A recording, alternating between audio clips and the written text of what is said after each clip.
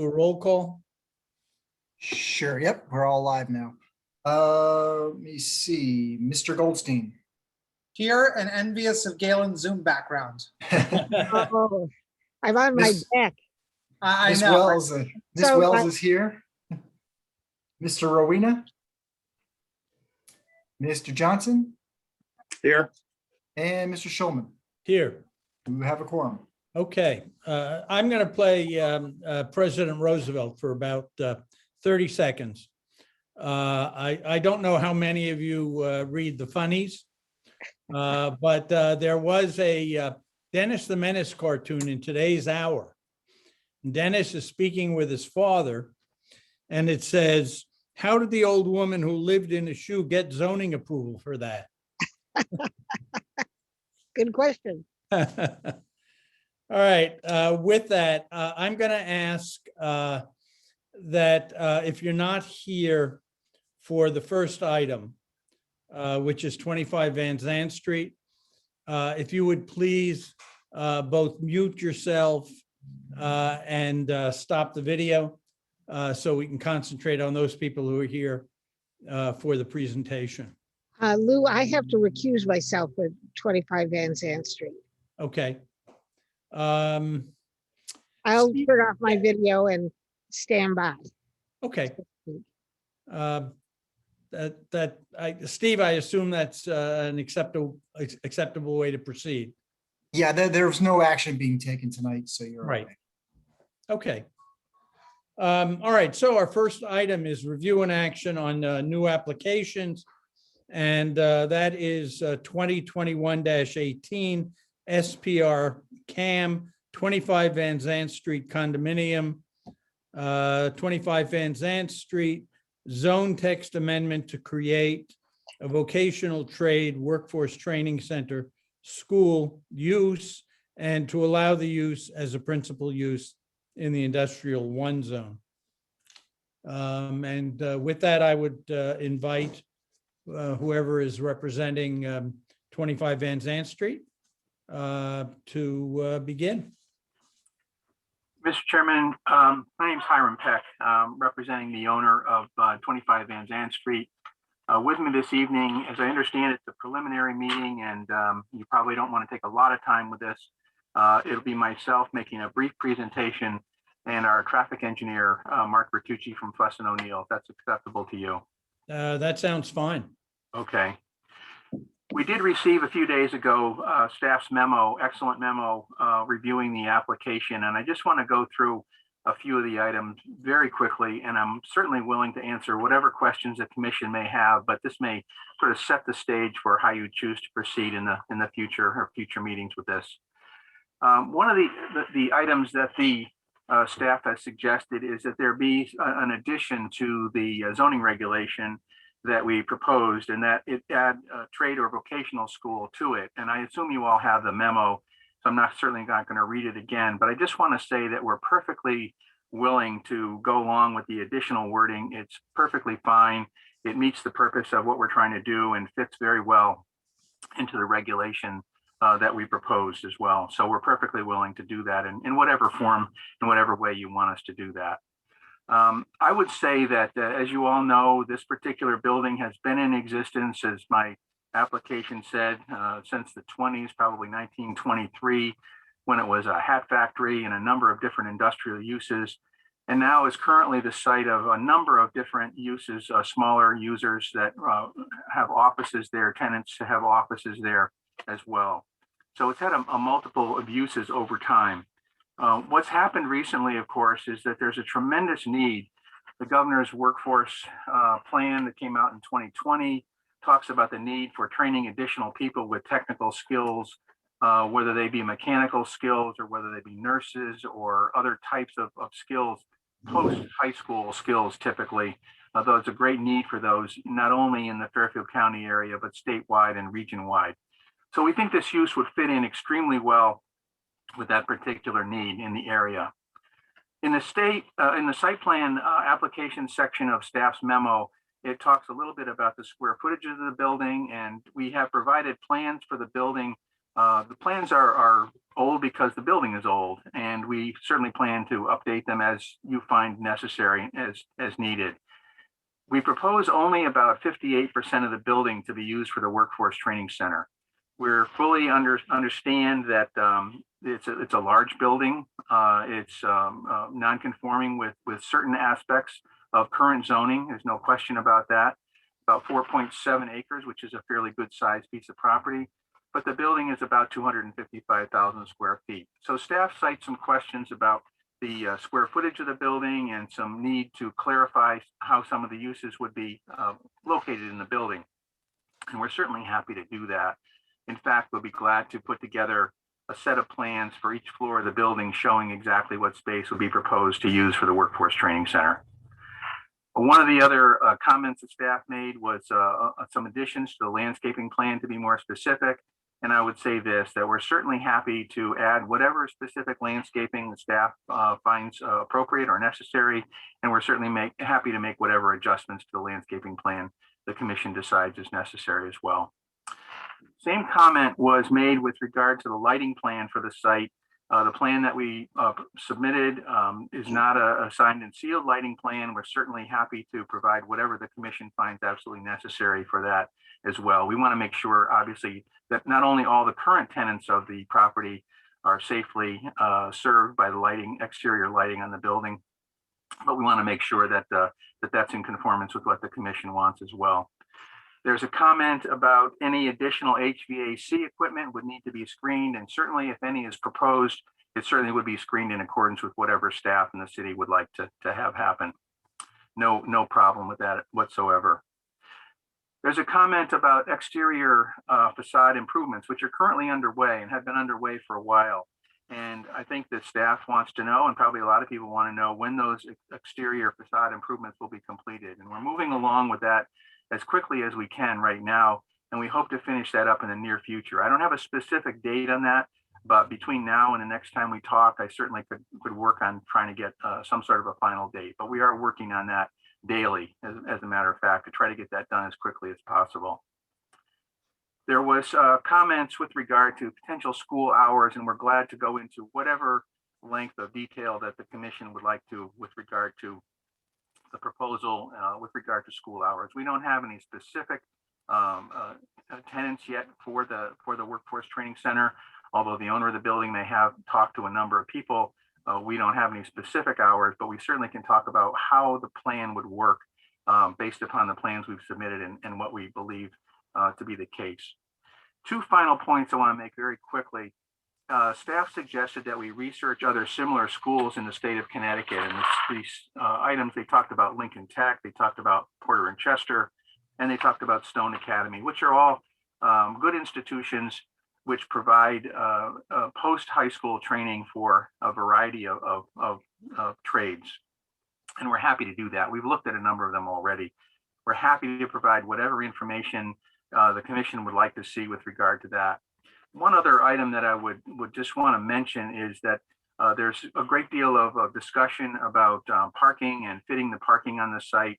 And we have what I think is a really good report from our traffic engineer, who studied not only the traffic in the area, but the parking as well. And I would just like to add that I've looked at traffic and parking standards rather all over the country for these types of uses, and would be happy to provide that information should the commission want to see that as well. We wanted to stay as close to what Norwalk typically would require and what Norwalk would require as part of an approval for this application. And so we didn't provide a ton of information from these kinds of facilities across the country, but we certainly can do that if the commission wanted to take a look at that as well. So I think with that, if people have questions, I'm fine. I'm happy to answer those. I'd like to just turn it over to Mark Bertucci and have him talk a little to you about the traffic and parking report that he submitted and see if the commission has any questions. Thank you very much. Mr. Peck, before we move to the traffic issues, each of the, first let me say that as everyone knows, this project has been before us in the past. While I can't speak categorically for the entire commission, I can say that the general response last time we heard this application was that we liked the idea of the school. It was the particulars that concerned us. And while this evening we weren't expecting a full-blown explanation of every detail of the project, you really nonetheless have provided us with almost no information. You talk about lighting, landscaping, other issues. Typically, those are presented at a meeting like this so that we can discuss them. And it sounds as if we're not going to hear the responses to all of those questions until the formal hearing. It makes for a much more awkward and difficult hearing for us and for you.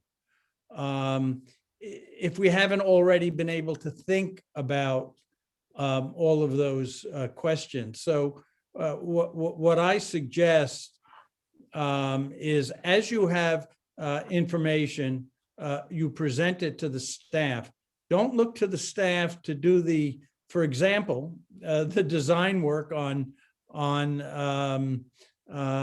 whatever plantings, for example, you wish to put in, but come up with a planting plan and submit that for the review of the staff, and if necessary, for us as well. And again, that goes for the lighting plan and the other areas that you've mentioned. I mean, I say all of this simply by way of trying to get you on track toward the necessary approval to move this forward. Great. Thank you very much, Mr. Chairman. Completely understand that and happy to provide that information. I didn't want to take a lot of time this evening because I know your time is relatively short, but happy to provide that information going forward. No question. Okay, thank you. Thank you. Good evening, Mark Vertucci. I'm the Vice President at Hudson O'Neill in Manchester, and we did prepare the traffic and parking study for the proposed reuse of 25 Van Zandt. I don't want to get too much into the weeds here, but just give you a brief overview of what we did and what we found. We did assume, floor plan that would include 20,000 square feet of office, 26,700 square feet of mini warehouse or storage space, 8,000 square feet of daycare use, and the remainder is the workforce training center with a maximum capacity of 300 students and faculty members. So that was the basis of the parking analysis as well as the traffic analysis. Getting into the parking first, what we did is we conducted a shared parking analysis, which basically looks at each of these uses and what they generate for parking for each hour of the day. And then we compare and we add them all up and determine what the maximum parking demand is for the site. The basis for this is that not all the uses may be generating at their maximum parking demand at the same time of the day. We ran those numbers two different ways with ULI or Urban Land Institute rates. We also ran them with ITE, Institute of Transportation Engineers rates. And we used a 20% transit-oriented development credit. Given the site will have excellent access to transit and Metro North. What the numbers came up with is that the parking demand on the site using the ULI rates was 296 spaces, and the ITE came out very similar with 298 spaces. And we have a total of about 300 parking spaces provided on the site. So the conclusion was that we did have adequate parking capacity on the site to handle the demand without having to park people off-site. Mr. Vertucci, if I can ask a question about that, the numbers that you developed, were they just for the school, or did they include both the school and the other uses that are going to be in the building? They were for all the uses. So, we looked at each land use and what each of them would generate on their own for each hour of the day. And then we added them all up and we applied the transit credit. So that was really the purpose of the shared parking analysis, was to, because they don't all generate, parking needs at the exact same time of the day. So you can take a bit of a credit there. The other question I had goes back to the last time we heard this application, and we were told at that time that the state may need to take some of the parking available for this building. I believe, I mean, I could be wrong, but I believe that as part of the work they're going to be doing on the Walk Bridge. If that's the case, was that also figured into the numbers that you developed? That was not factored in. We're assuming that the full, parking that's available there now will be available for use in the, in the proposed condition as well. All right, then a question for Steve. Can we go back to that question, find out what the source of that was to determine whether that's something that does need to be taken into account? Yeah, we can definitely look into that. Okay, thank you. I apologize. Please go forward. No problem. That was a good breaking point, because I was just going to briefly talk about the traffic side of things now. So we conducted our traffic study last year, obviously not an ideal time with the ongoing pandemic, so we could not conduct new traffic counts, in the area. The volumes just weren't, were too low. And even the development itself wasn't generating traffic at its normal rate. So what we did is we obtained traffic counts that were taken back in 2016. We obtained them from the DOT planning department, and they recommended we use a growth rate of 0.6% per year. So we bumped those volumes up to the current year. So pretty comfortable with them, that they are conservative, given there's actually been a bit of a decline in traffic. Even now the volumes are coming back, but they're still lower than they were.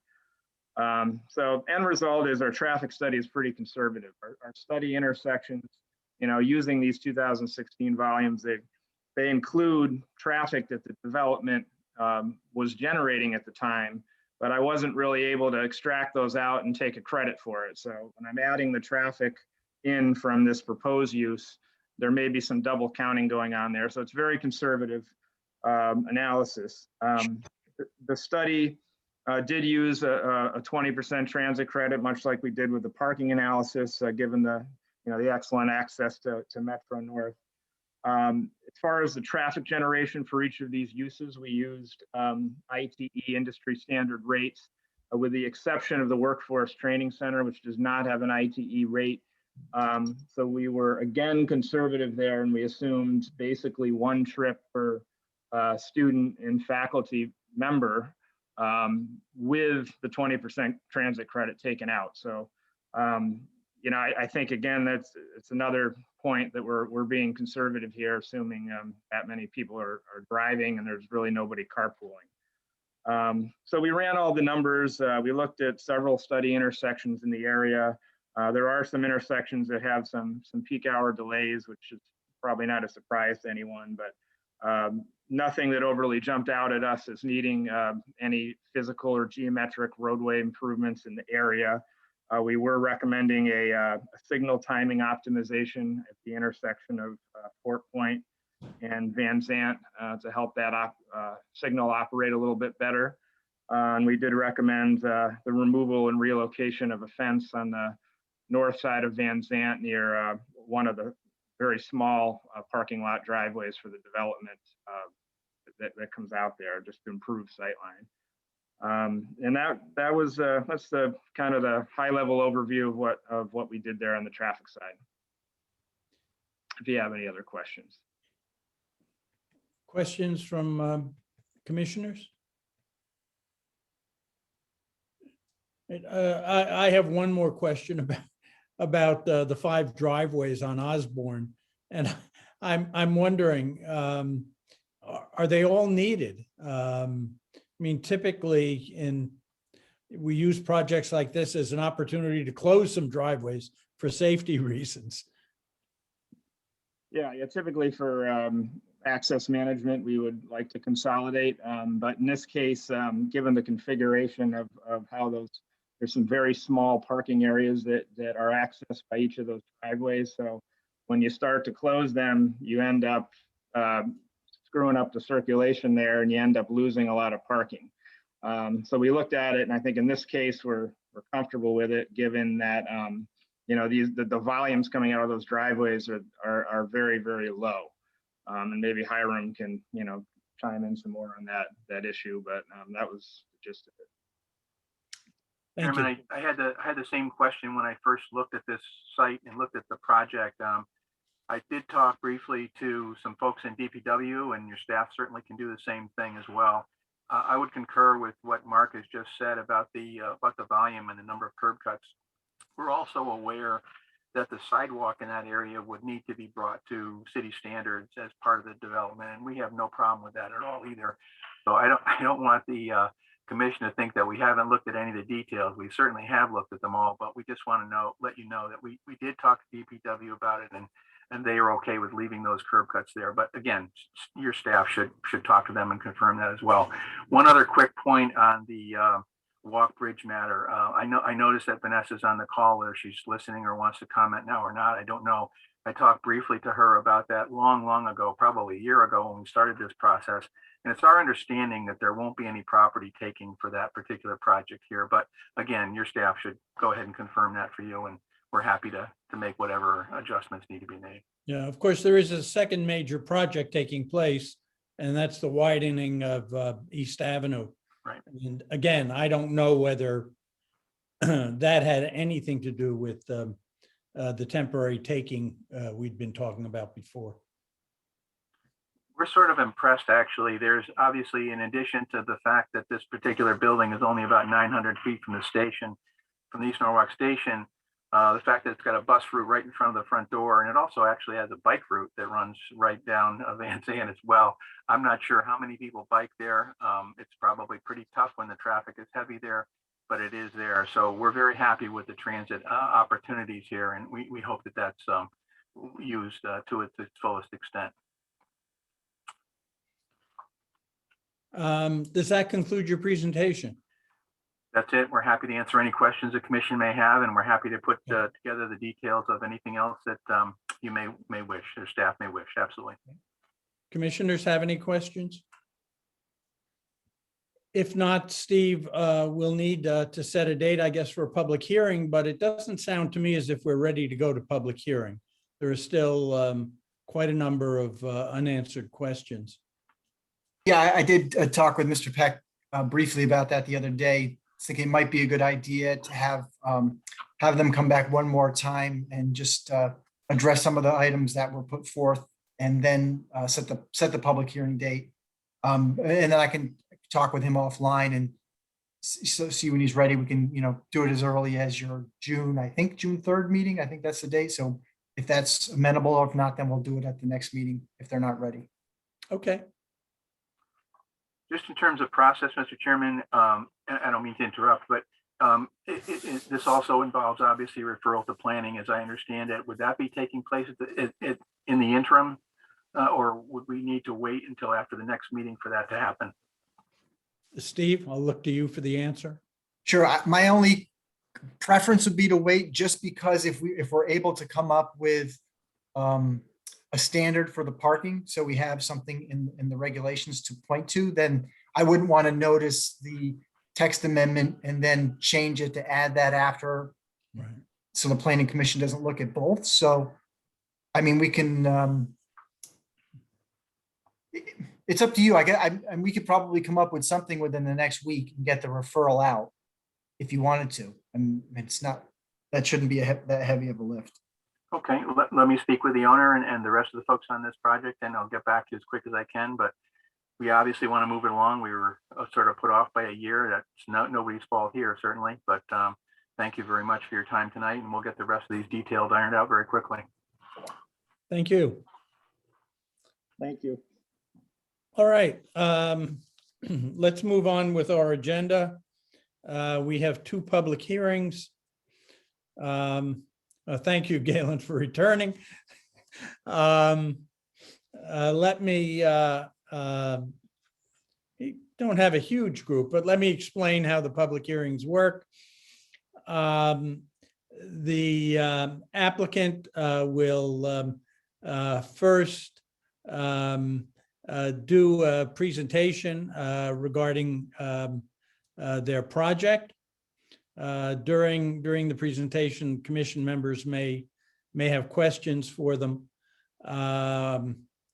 Once they have completed that presentation, we will open up the public hearing to the public.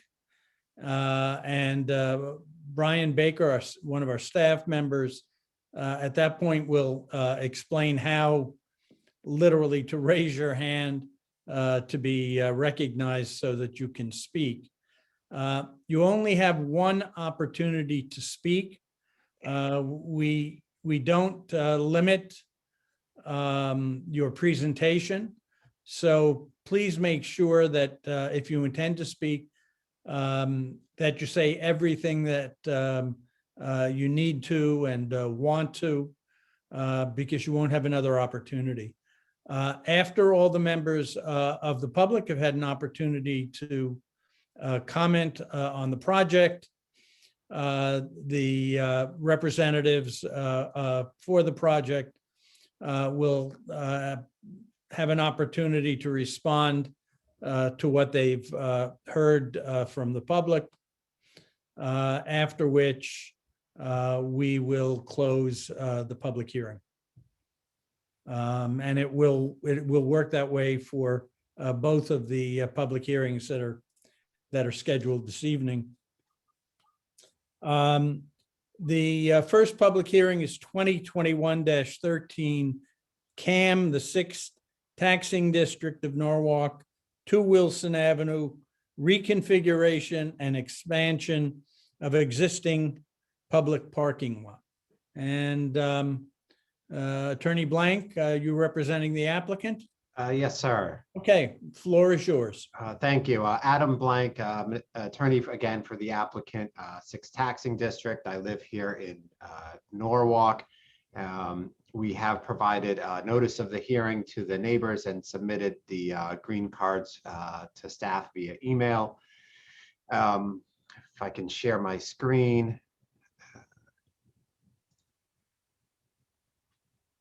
Did that come up for everybody? Yes, I can. Great. I can see it. I assume everyone can. All right. So what we're looking to do here, I think, is in the scheme of things fairly minor. The 6th Taxing District owns and operates a parking lot located at 2 Wilson Avenue. A small portion is actually at 140 Rowayton Ave. And this parcel is split zoned Rowayton Village District and B residence, but the parking lot itself is entirely in the Rowayton Village District. What we'd like to do is take this lot, which is pre-existing and is 43 spaces, and increase it by 18 spaces to make it a 61 space lot with some reconfiguration of the traffic flow within the lot. The way that we intend to do the expansion is essentially by coming in this way with another row of parking. The lot, as I said, it's a municipal lot. Parking is there for the residents and businesses in the area, particularly right here along Rowayton Avenue. The reason that it's in front of you, it's a CAM site plan application, as the chair said. And that's because of our proximity here to the 5 Mile River. And that's what triggers the CAM review. And I know that you all know this, but it is a public hearing and I expect there may be comments from the public, but you know, the CAM review is from a state statute, the Coastal Management Act. And this commission's purpose in a review, a CAM review, is to evaluate what, if any, adverse impacts the project may have on coastal resources and ways to mitigate those impacts on coastal resources. And you're supposed to ensure that any potential adverse impacts of the activity on those resources and future water dependent activities are acceptable. That's what you're reviewing this for the impact on coastal resources. And I would submit to you, and I think the evidence will show that this application is not going to have any impact on the coastal resources because we're fairly far situated from Rowayton Avenue and from the river. There are wetlands on the property in here. This is the flagged area for the wetlands. As a result of those inland wetlands, we were in front of the Conservation Commission. We had a number of meetings in front of them regarding the impact that this might have on the inland wetlands. And they sort of thoroughly reviewed the drainage and the landscaping to ensure that this would be satisfactory for the wetlands. And we did receive our wetlands approval. So they've approved this project.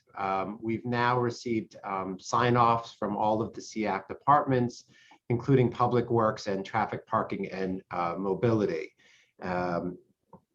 So I think with that very brief overview, I'd like to turn it over to Andy Similides, and I'll let you know the lineup here. Andy Similides from Land Tech. I'd like him to kick it off, describing the site plan, you know, the layout of the project. He'll talk about the drainage, lighting, and landscaping. Then we'll hear from Neil Olinsky, the transportation planner, on traffic analysis, and then from one or more of the 6 taxing district commissioners. I believe Mike Barbas, maybe Tammy Langalis is on the Zoom. I'm not sure about John Igneri, but I think probably Mike or Tammy may want to speak. And then Kevin Conroy, the owner of 140 Rowayton Avenue, which has the little corner of the parking lot, is on his property. And then at that point, I would just sum up before the public participation portion begins. So with that, unless there's preliminary questions, I'd like to let Andy give his presentation.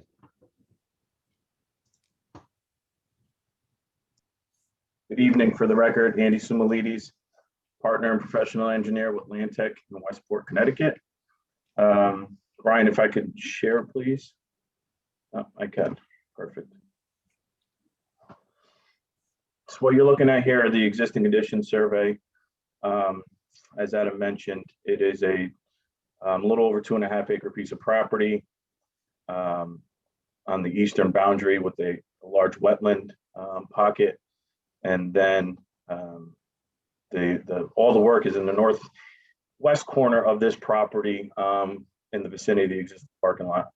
The zone line is this dashed line through here. So everything to the west of that is in the village district, and all of our new improvements and the such are within the village district and outside the resident zone. Currently, access to the parking lot is off of Wilson Ave here to the north. There's a one-way in, and you come in with this angled parking lot and you circulate through the parking lot here. And in order to exit the property, you'd have to come out here into this easement over 140 Rowayton Ave and exit out onto Rowayton Ave. The property line, just so you guys are aware, is right through here. A number of these spaces here and circulation on the southern portion of this parking lot is actually over 140 Rowayton Ave. And there's an existing easement in place that will be modified per this, hopefully granting of approval with this new site plan to still have those parking spaces and circulation on under an easement. Currently under the drainage, currently on the property, all sheet flows to the west, curb and gutter flow to a catch basin here, and then a catch basin here. This catch basin here actually discharges directly to a level spreader into the wetlands, but a great deal of the impervious area goes into this catch basin and into an underground detention system, and then out into the Row 8 and Ave drainage system. Currently, there's minimal buffer also along the eastern edge here, protecting the edge of the parking lot to the inland wetland on the site. There's currently obviously site lighting also that services this parking lot and the landscape islands, and on the eastern and western boundaries, there's these lighted bollards. There's a great deal of concern of safety with the current configuration. Only one point of access, not even on the 6th Taxing District's property over 140 Row 8 and Ave to exit. But frequently I've been to the site and I've seen folks just exit out that one way in just to take a right onto Wilson Ave and exit the property. A lot of folks, when they get out onto Row 8 and Ave, take a right and a right to get out of town. So in our proposal, we looked at multiple schemes of maximizing the parking count for the 6th Taxing District and also providing better safety and circulation through this parking lot. So in this new scheme, we have a one-way in on the eastern drive, and you'll circulate. There's 90-degree parking all the way around. There's a couple of parallel spaces here, and you could circulate and exit out onto Wilson Ave, and then you can also exit out again, still onto Row 8 and Ave. There'll still be a two-way entrance off of Row 8 and Ave, and now providing an entrance and exit from to Wilson Ave, I should say. In terms of some of the drainage infrastructure that we proposed on the eastern boundary here, we are proposing, you can see here in this different hatched area is porous asphalt, so it'll be a pervious asphalt there.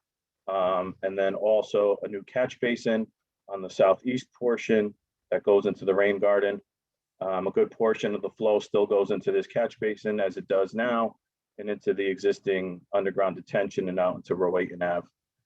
Pre and post flows, this will reduce up to the 100-year storm event and also provide the necessary water quality and groundwater recharge volume required by the city's drainage standards.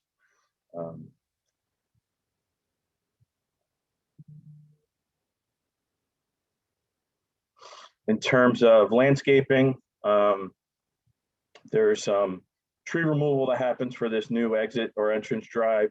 The exit drive is in the same general vicinity of the existing entrance drive.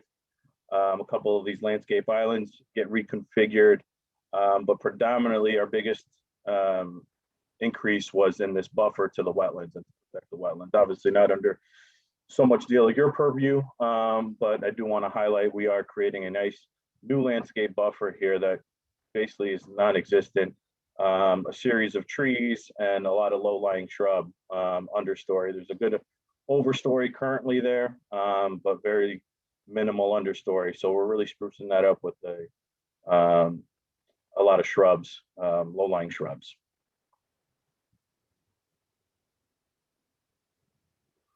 And in terms of the lighting's pretty minimal. It's basically relocation of existing light fixtures. The western boundary, those bollards stay as is, untouched. There's a couple of pole lights in the middle of the parking that basically shift slightly. Here you can see where the existing light pole is and where the proposed goes. And similarly here on the north end. And on the eastern side, these bollard lights basically get shifted over. You can see where the edge of the existing parking currently is and how we're expanding to get this additional row and a couple of parallel spaces here. Construction access will all be off of Wilson Avenue. And the necessary E&S controls and the such will be, I kind of skipped over that slide, but erosion sediment controls, construction and aprons and the such to protect the site during construction. As Adam also mentioned, in terms of coastal resources, no coastal resources on or adjacent to this site. We are quite a ways away from the 5 Mile River. I think the biggest impact to this project was to minimize any impacts to the wetlands on this site. And I think we did a good job of that by providing low impact development, drainage infrastructure, and trying to really minimize how much disturbance we get up against those wetlands and really creating some buffer there for those wetlands. I'll now turn it over to Neil unless you guys have any questions currently. Neil can take it over and talk about the traffic. Andy, before Neil takes over, are any sidewalks proposed? Oh, yes. Let me go back to that also. So there's a current sidewalk on Rowayton Ave that turns the corner onto Wilson Ave and ends here. We'll continue that sidewalk across our frontage with the necessary ramps, handicap ramps and sidewalk along our frontage. Mr. Similides, I have a question, if you don't mind. Can you switch back to the existing conditions map, please? I was parked this morning in the second to the closest parking space to Wilson Avenue on the away from Rowayton Avenue side, right there, yes. So would you mind now switching back to where you were before and then showing me where I was on that map?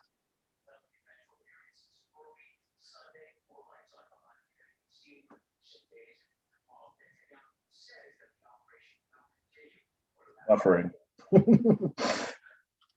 You were right here. Right in the buffering area? Right when it's loading. You were right here where the new drive aisle will be. And so basically everything to the east of is the new buffering area. There's no new parking spaces there? This is new parking. This, So it's oh, it is new. Yeah, so basically you're going a row of parking to the east from the current edge of asphalt Okay, is where the new spaces will be.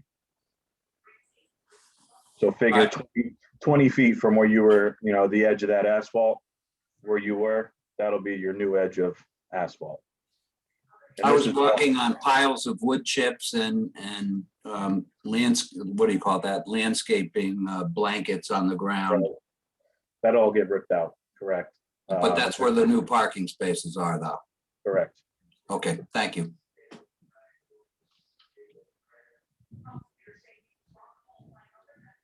Neil? Hello, everybody. For the record, Neil Olinsky with SLR Consulting. Let me know if there's any audio issues. Our office is in New Haven. We have offices in Cheshire and Glastonbury as well. So we worked on the traffic study for this. In the grand scheme of things, it's pretty minor, talking 18 additional parking spaces. As was mentioned, an additional exit curb cut to Wilson and a change to the flow pattern within the parking lot. What is currently counterclockwise,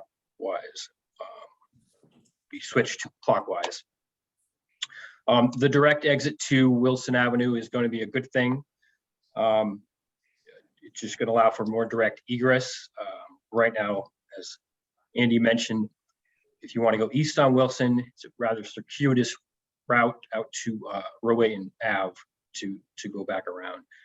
With what is proposed, it'll be a direct exit, which is just going to meet the demand that's there for that. And it's going to take some pressure off Rowayton Avenue. We have heard some question about why there is a lack of internal circulation at the sort of northerly portion of the lot. So what we did in our traffic studies, we sort of focused on that in terms of traffic flow. We took a rather conservative approach, and we put in our analysis quite a bit of traffic entering and exiting the proposed access points with the entrance and the exit. And we found that really it's not expected to be any traffic backups or delays. In terms of levels of service, we're looking at levels of service A and B, even during peak hours. We're not expecting a lot of people to need to circulate, but if they do, again, it's not expected to be a cause of any traffic backups. Going through my notes, a lot of the things that are mentioned. One of the key things that we are recommending is obviously a lot of this comes down to safety. We're recommending that sightlines be adequately provided at the egress point and the entrance point at Wilson. What this often comes down to, what we're proposing is trimming of vegetation within the right of way and along the frontage there, so that there are no branches or ground vegetation that would block sight lines. And with trimming of vegetation, we will be able to achieve sight lines adequate to meet Connecticut DOT guidelines.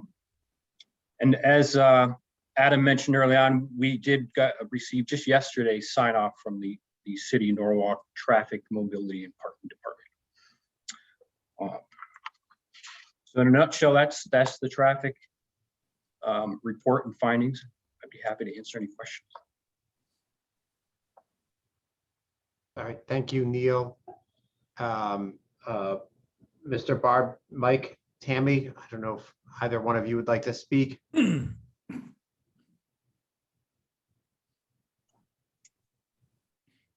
Okay, can you hear me? Yes. You can? Okay, sorry, I'm in a unusual setup here, so if you can't hear me, just let me know. So I think I don't know, considering this just is for Cam, but I think having the background and history of this, you might find helpful. So there was a big piece of property, including our parking lot and that next door, that all at one point in time had been owned by one family called the Amblers, and it was 4.33 acres. There was an antique home on there, and then this shopping center that had been the downtown of Rowayton for decades.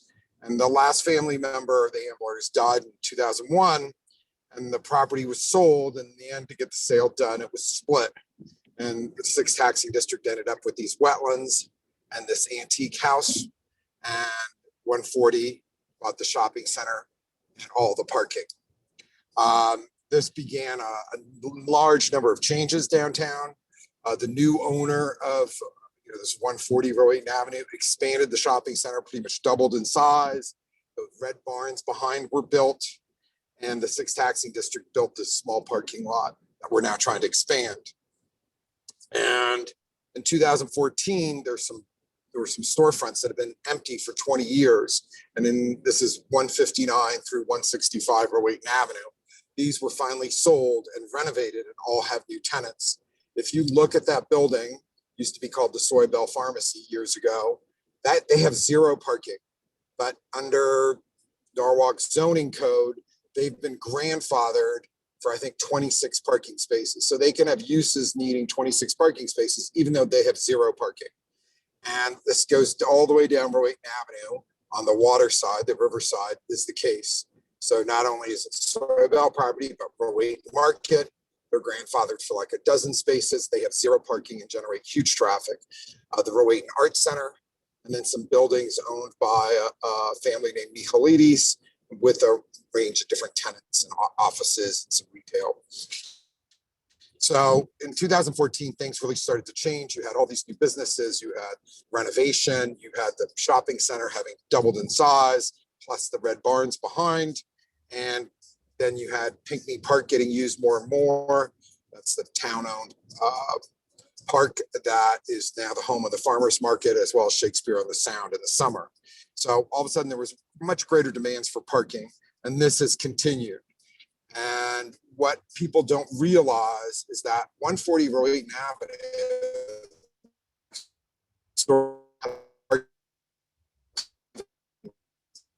We still not waiting. the art center. Mr. Barbas, you've broken up.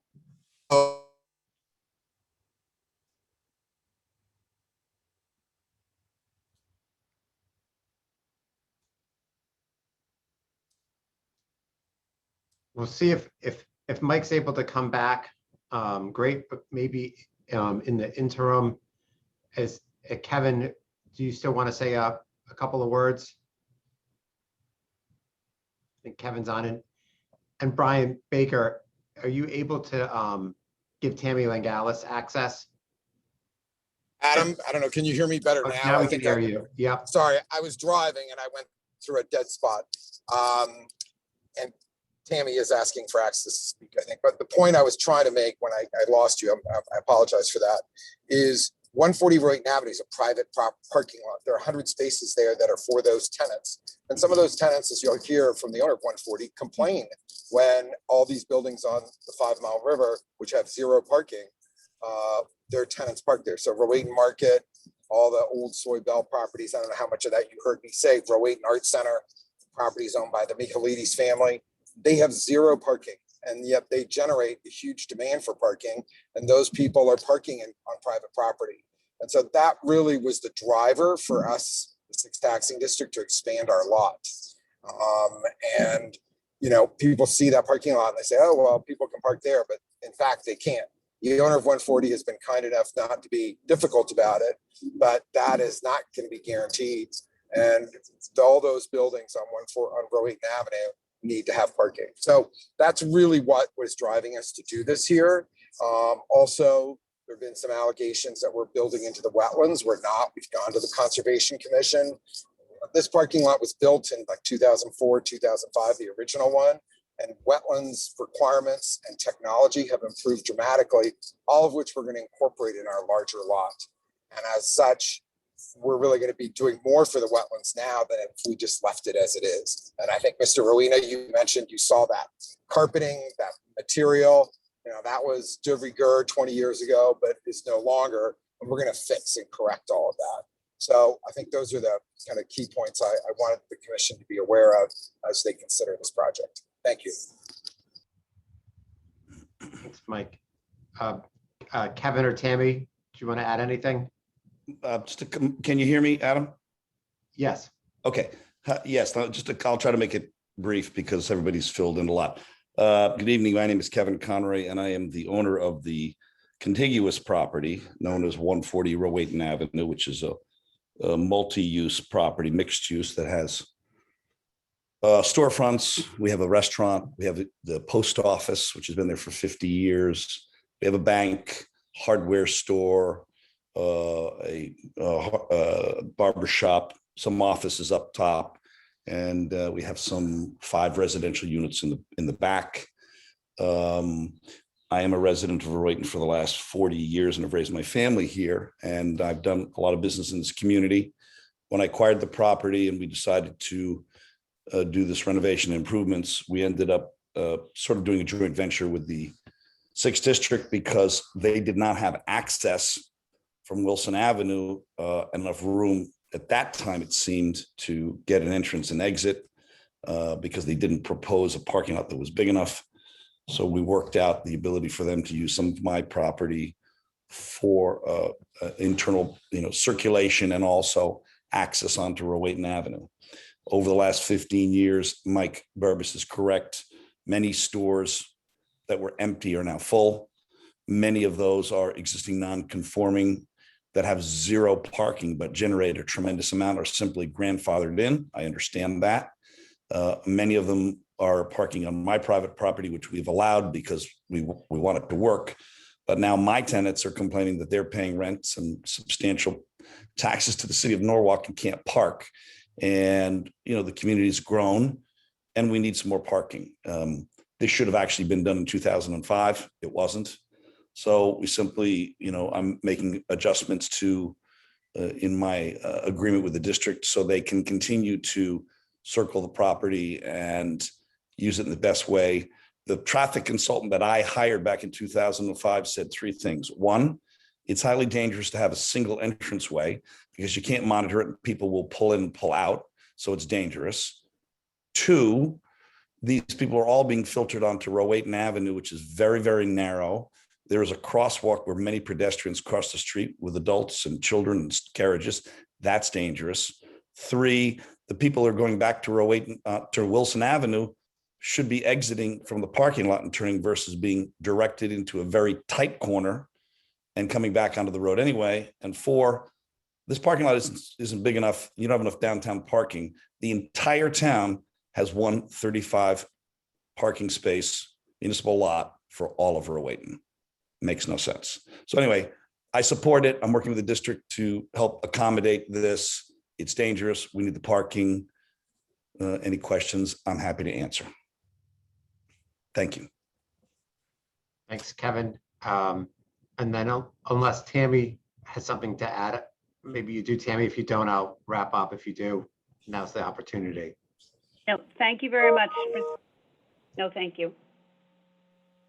Okay. All right, great, thank you. So, and I'll just want to go through a couple of things and then we'll be done with our initial presentation. You did receive some letters of support. I'm not going to read them to you. I value your time a little more than that.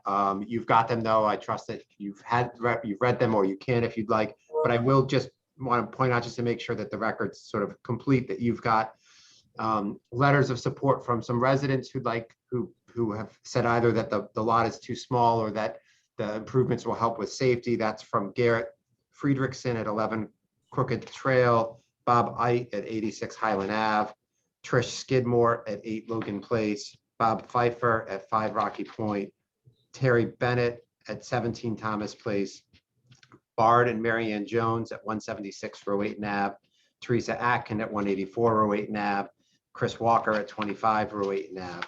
You've also got letters of support from some of the Rowayton businesses and business owners, and that includes All Seasons Marine Works at 167 Rowayton Ave, the Leclerc Office Group at 112 Rowayton Ave, Classic Prep at 161 Rowayton Ave, Divine Grapes for the Rowayton Wine Shop, as well as the building they own at 158, 164 Rowayton Ave, and Green Box Interior Solutions at 112 Rowayton Avenue.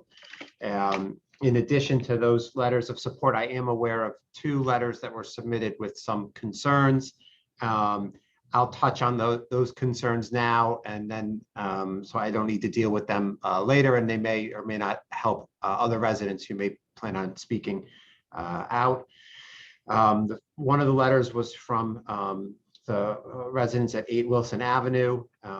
They had concerns about not having had no proper notice being sent. We did provide a timely notice in general and to 8 Wilson specifically of the filing of the application, as well as of the public hearing.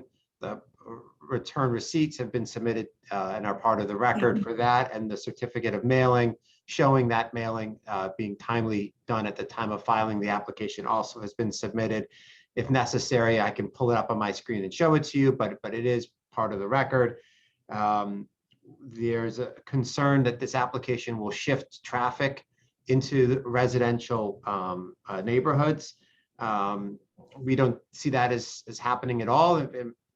The existing conditions, if folks wanted to go down Wilson Avenue into a residential neighborhood, they'd come out onto Rowayton and turn right onto Wilson into the residential neighborhood. And under the proposed, the new site plan, when people come out, if they want to go on Wilson, they certainly can still go right onto Wilson, as they could previously by coming on Rowayton Avenue and turning into Wilson.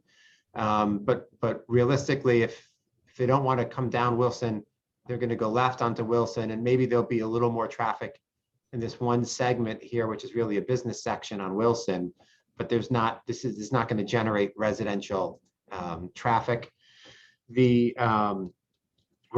was concern about sidewalk. We are adding sidewalk on our site, where it's obviously, which you've heard about. There was a concern that the current wetland buffer is not aesthetically pleasing. Again, I think you heard that we're proposing to substantially increase that, so that if it's not felt to be currently pleasing, that it hopefully will be when we're done with our improvements. There was a concern about property values.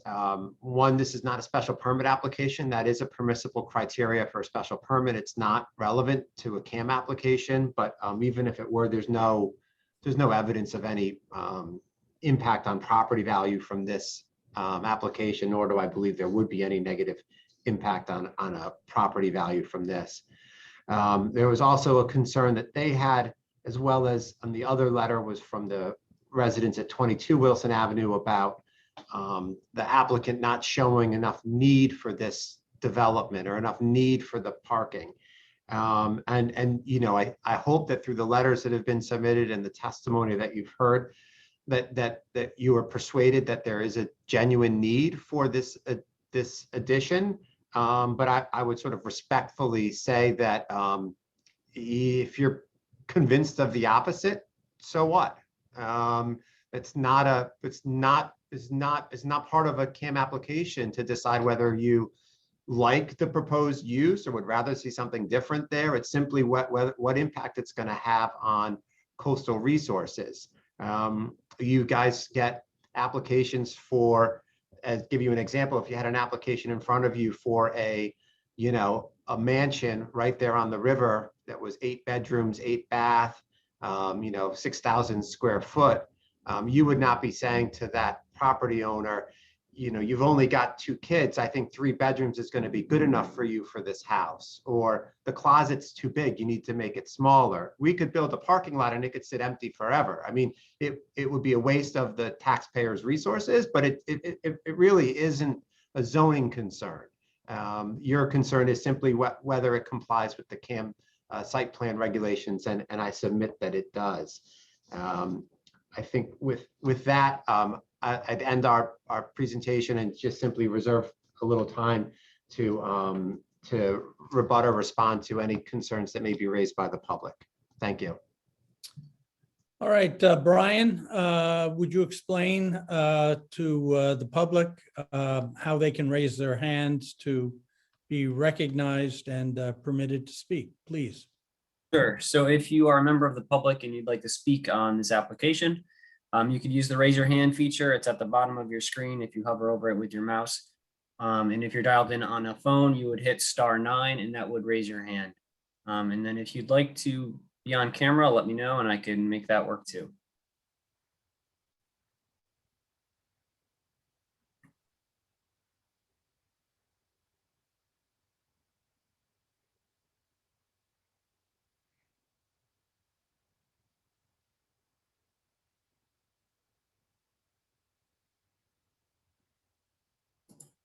And there we go. And get a hand go up and go down. I'll bring you over just in case. Let us know if you wanted to speak on this one or not.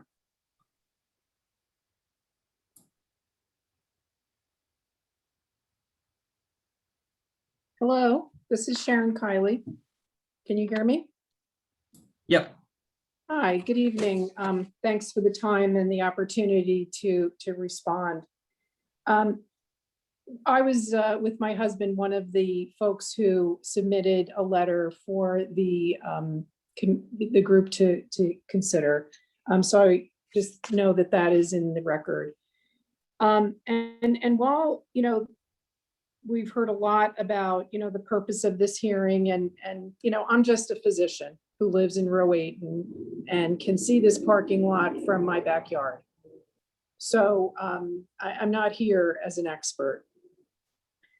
I see that the traffic study points to the fact that it's really not needed. And this is the thing, I know maybe you're going to say, well, that's not what this hearing is about, but really gets to my point. Why are we even doing this if in fact it's not needed? I think your example of the large house is kind of arrogant, quite frankly. We're talking about a change to the downtown of a town that we all love. And we all admit we love it.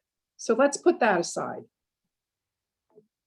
When you think about people riding cycles down the street, the traffic from the top, and I'm really focused on the traffic. So there's been so much said about how safe this is going to be in the parking lot.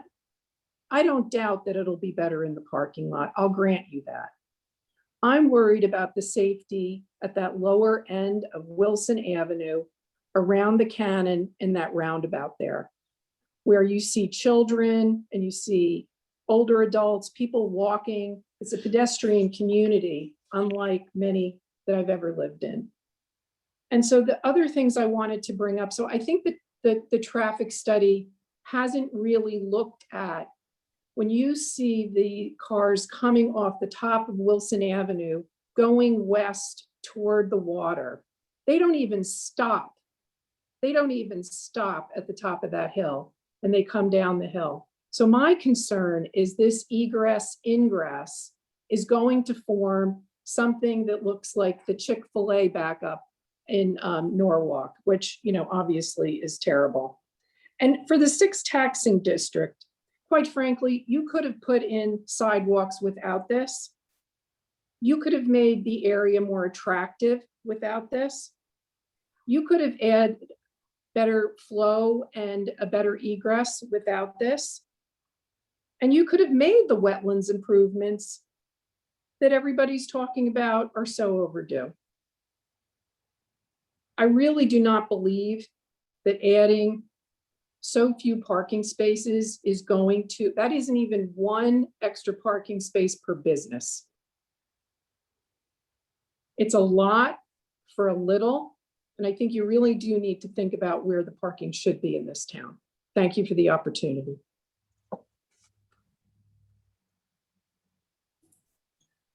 All right, next, I saw John Igneri's hand go up.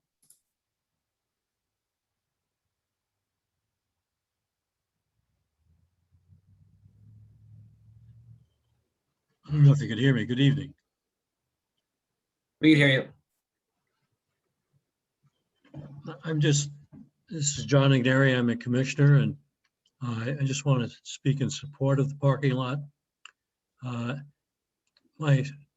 I'm especially concerned about people now come in off Wilson Avenue and go out onto Rowayton Avenue.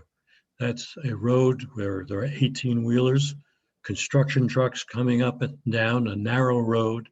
And if you try to turn into that at times, we have some, severe problems. I think the egress onto Wilson Avenue is a great benefit, and I support it. Thank you. And if there's anybody else, you can use the raise your hand feature at the bottom of your screen or dial *9.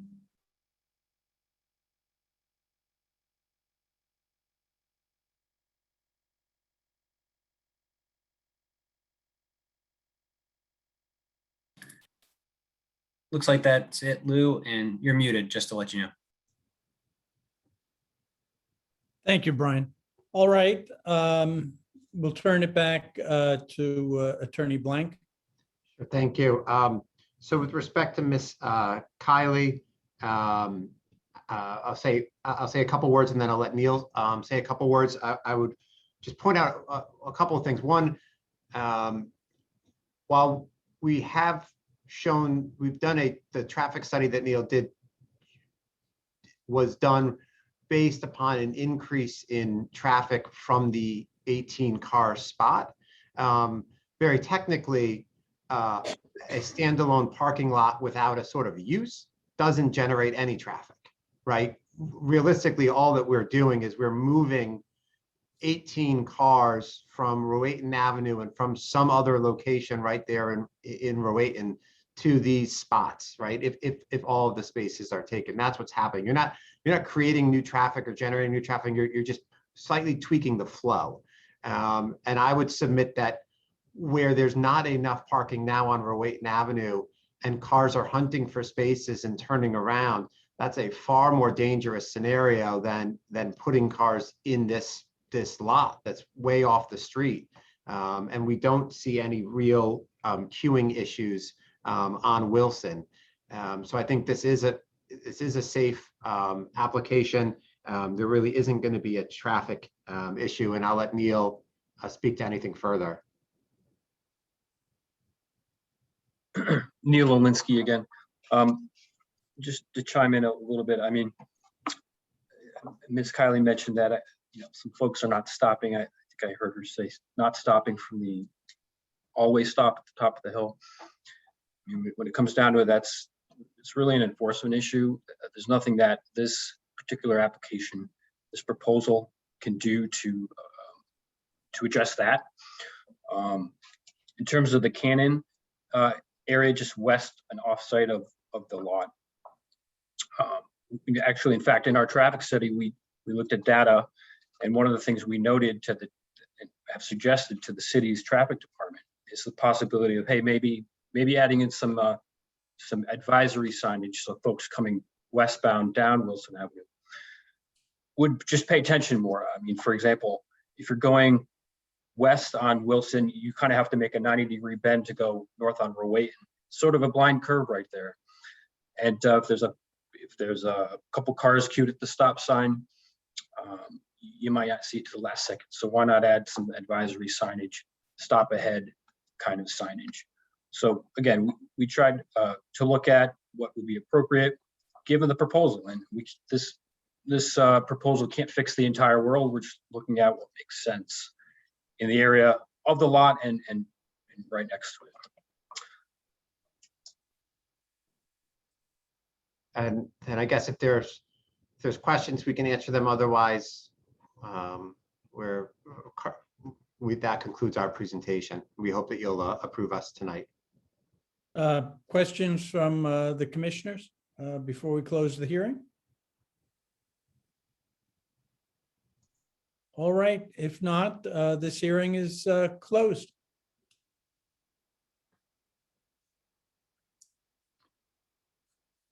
Let's move on to the second hearing, 2021-07, I'm sorry, 2021-07 SP, Department of Public Works, 288 and 300 Highland Avenue. Install new lights and athletic field conversion at Brian McMahon High School.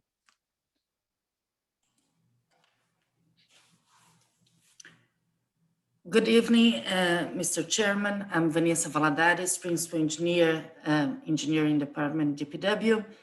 Here with me, I have Ken Hughes, Interim Director of Recs and Parks, and plus our team of consultants, Stantec, and also Musco Lighting. I would like to have the opportunity to go again through the presentation that we did for you guys last time. We heard a lot of the concerns of the homeowners in the area. So the reason that we're coming back after a couple more weeks was that we thought that was very important to notify further members of the community. We truly understood that there was a need for that, so we ended up sending more notifications in the past few weeks. I believe that we reached out to about 60 homeowners that lives very adjacent to the whole high school property.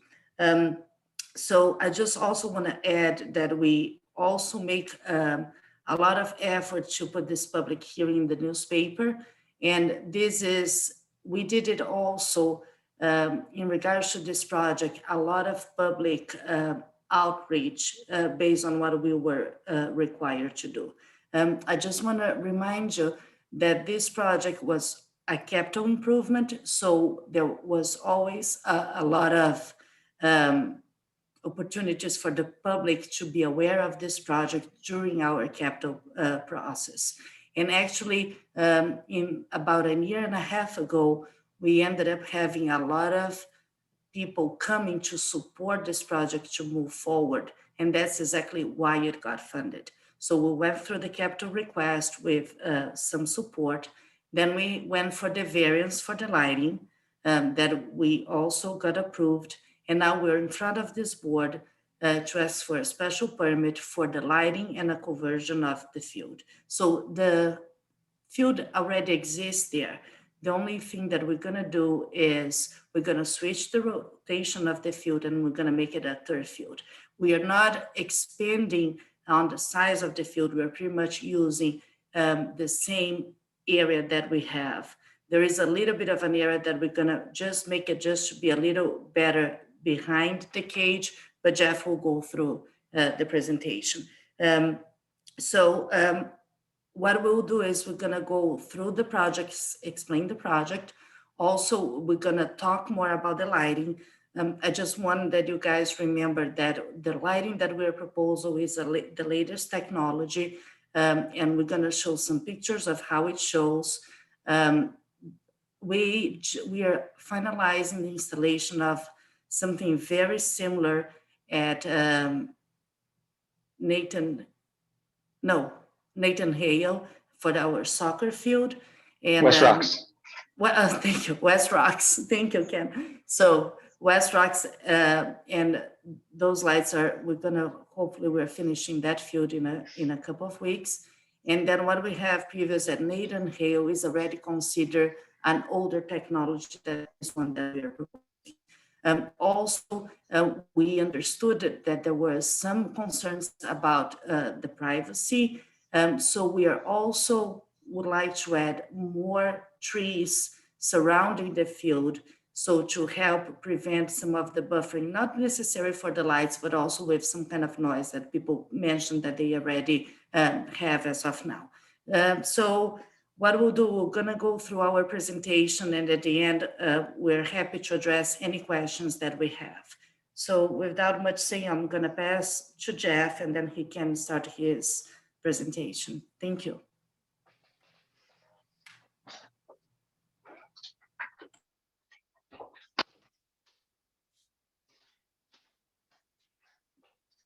Just muted, Jeff.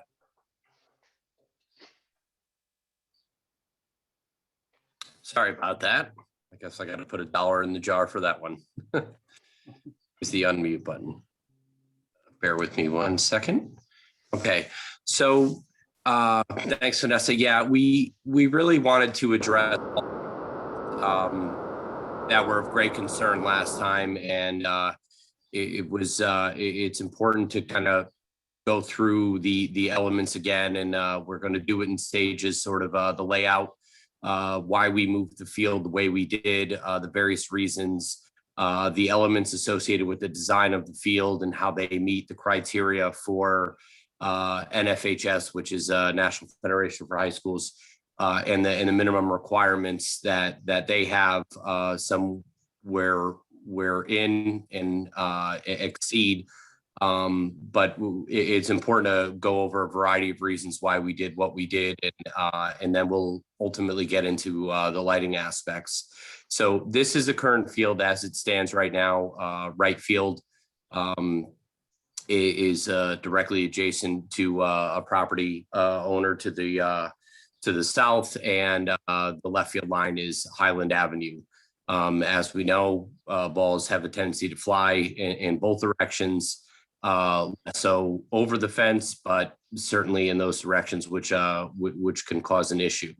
So our proposed design is to enhance the existing field to bring it up to a better standard for softball play. So this would involve reorientation, putting the backstop, the home plate, the dugout areas, and the bleacher areas a little bit closer, and certainly more into the school site, removing them from the Highland Avenue and from the southern property owners area. We all know that the dugouts are usually the loudest areas, and most of the noise comes from that. So we felt it was a better approach to do it this way. Another element is to remove the balls in play or the balls out of play away from the neighbor and from Highland Avenue. And this offers us the opportunity to put the fencing or netting or anything that we need to prevent those balls from interfering with vehicles or anything like that, fully within the property line of the school and closer to the school itself versus adjacent to the property and along Highland. In addition, the field itself is, as Vanessa said, is really within the current confines of the field.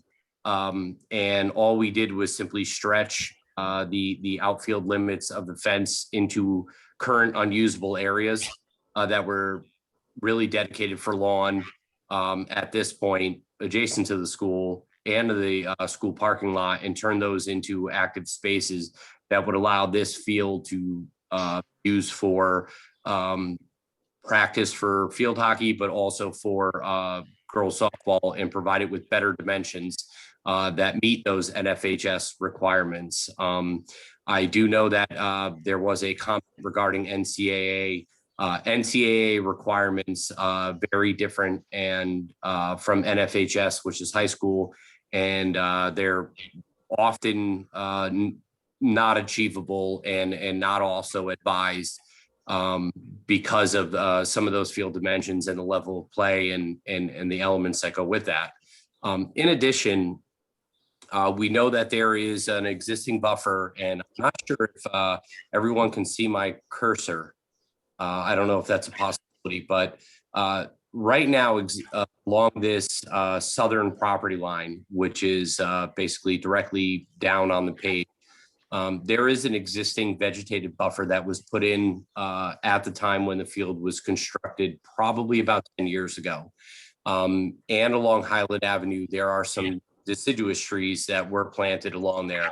Our proposal is to put in a variety of evergreen screening so that those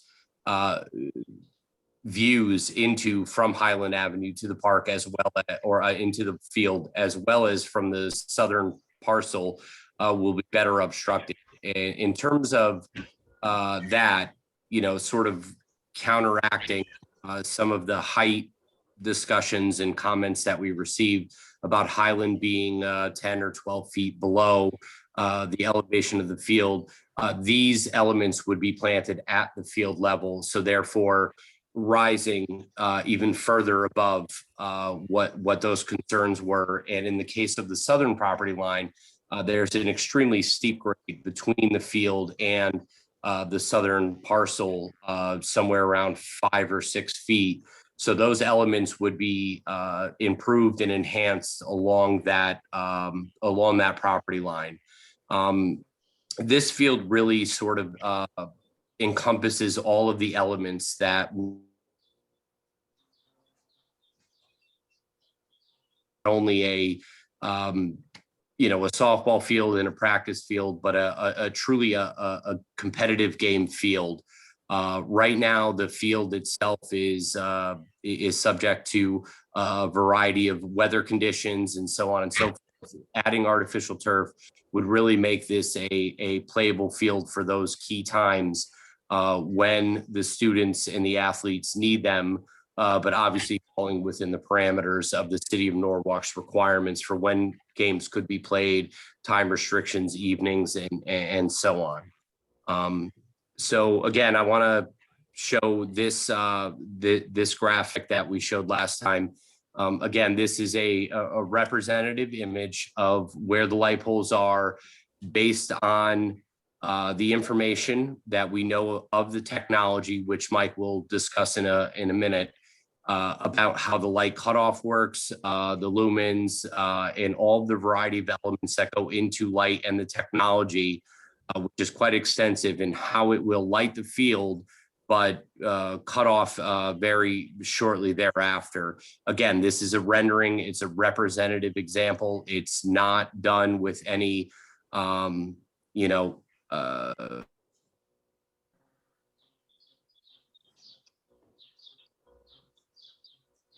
compensates for existing vegetation and so on. This is really a reflection of what is and what will be seen on the field during those, evening, not night, but evening events.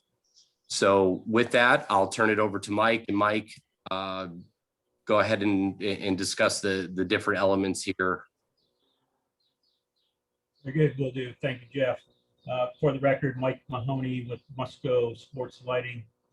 And a further way of introduction, Musco's been around since 1976 and focused nearly entirely on sports lighting. And while we've plenty of accolades, lighting everything from Super Bowls and Olympic Games. We've won an Academy Award for sports lighting. We've won an Emmy Award for sports lighting. That's all great stuff for building our brand, if you will. But our core business and the way we've been able to grow and establish ourselves as the leader in the marketplace is basically fundamentally our ability to control light.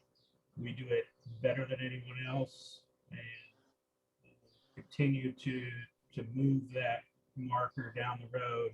And we're now able to light facilities which we just could not light years ago because of our ability to control light. Mike, we're getting feedback. Do you know if that's coming from you? It shouldn't be me. I'm sitting by myself in my office. Can I ask everybody else to mute themselves?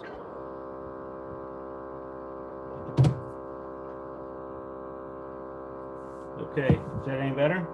No, no, yeah, it just went away. Okay. Not sure where I lost you.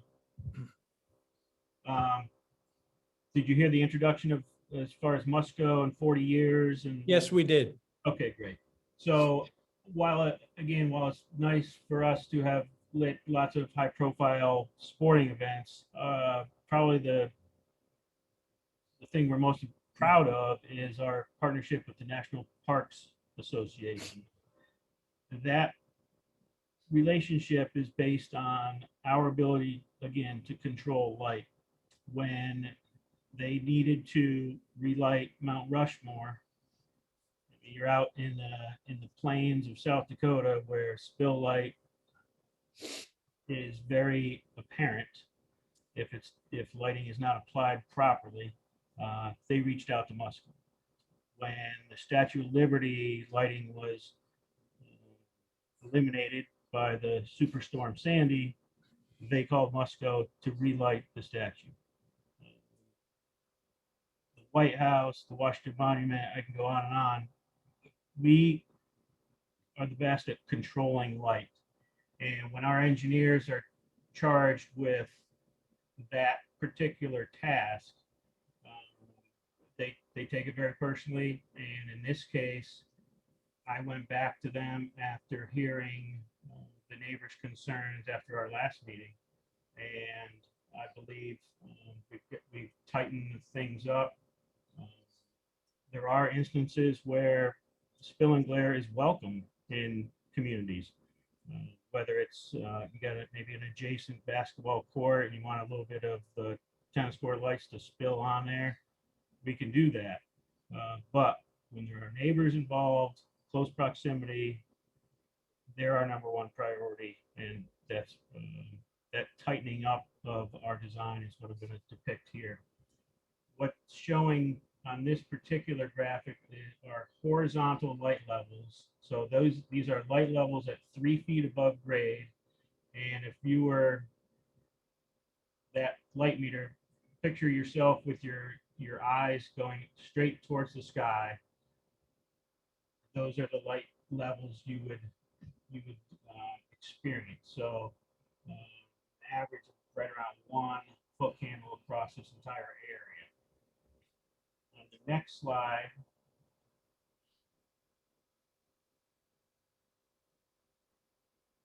what we did, again, because of the we heard the concerns of the neighbors. What we did was go above and beyond what's required by zoning. We isolated the fronts of the homes that seem to be most concerned. So I don't know if you can zoom in on that, Jeff. But there's an average, so horizontal foot candles, the highest one there is 5/100ths of a foot candle. And that's actually right in the middle of a tree. All of our calculations, we're assuming there is 0 blockage. So we're assuming this field's in the middle of a desert, and the first thing that the lights experience as far as the structure is that front of that house. So whether it's 2/100ths of a foot candle, 3/100ths, the full moon is around 1/100th, so you're basically the same light as a full moon. You go to the next slide, Jeff.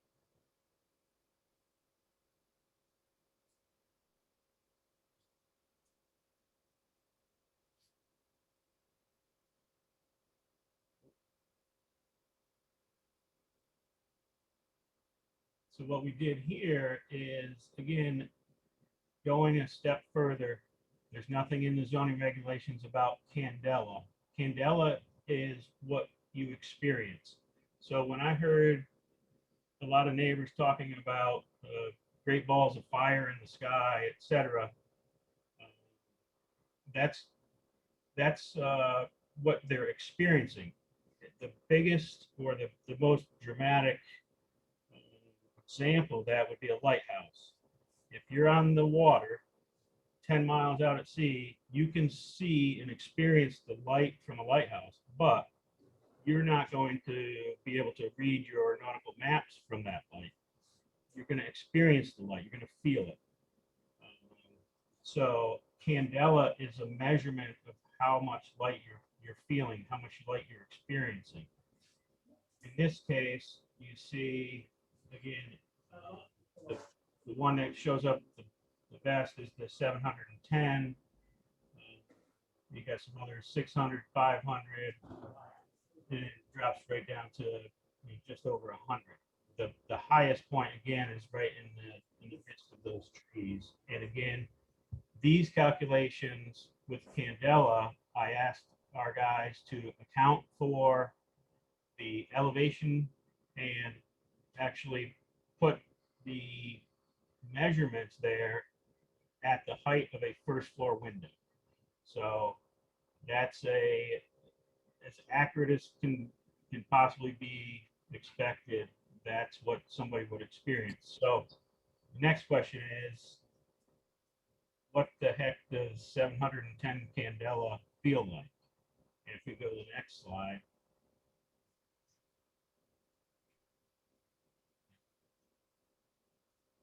that 710 candela equates to approximately 698 lumens. And if you look at the chart in the bottom left corner, 698, let's call it 700 lumens, is equivalent to a 60-watt standard incandescent light bulb. So your typical, what used to be your desk lamp, a 43-watt halogen bulb, which probably nobody has, a 13-watt compact fluorescent lamp, or probably most importantly, it's equivalent to a 10-watt LED bulb.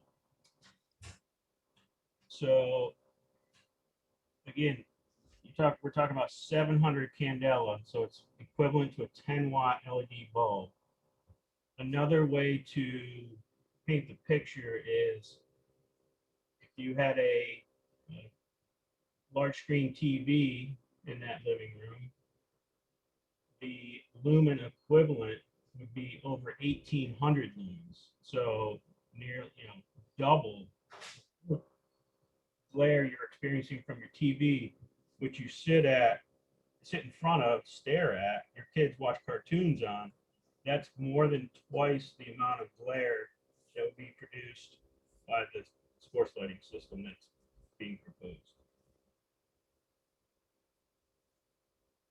And there's a couple of photos there, again, that just depict, because in this instance especially, there aren't a multitude of cross arms, so we only have one row of fixtures. So for instance, at the high school football field and on the baseball field, you have stacks of fixtures. And what happens is the light that's being emitted from the top fixtures, they inevitably have to, they're lighting some of the tops of the fixtures below them. So that's just creating a bigger mass of light. In this case, because there's so few fixtures, it's just going to be a single cross arm, and it's going to be so little candela, so little light, because these are full cutoff fixtures, dark sky friendly. These are, again, like nothing that you've experienced. You go to the next one, yeah.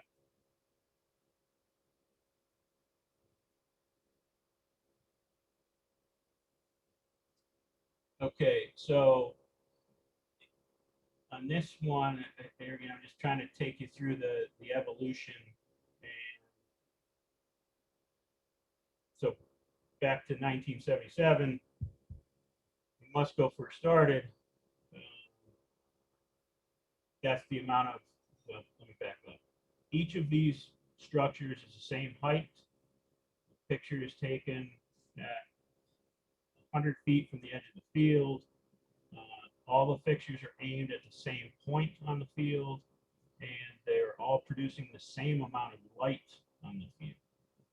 And candela, again, is a measurement. Typical high beam headlights, 30 to 40,000 candela, low beam around 12 to 15,000. So you can see that the technology that's on the high school football field currently, you're starting off over to the far left in that 77 to 89 range. And then on the baseball field, as you move closer to the new project, the technology changed. So you'd be experiencing what we're depicting there from 2005, so around 12,000 candela, which is approximately low beam headlights. Today, 7 candela, which you can't even, you wouldn't be able to experience anything at all. That's just not something that your eyes would barely register.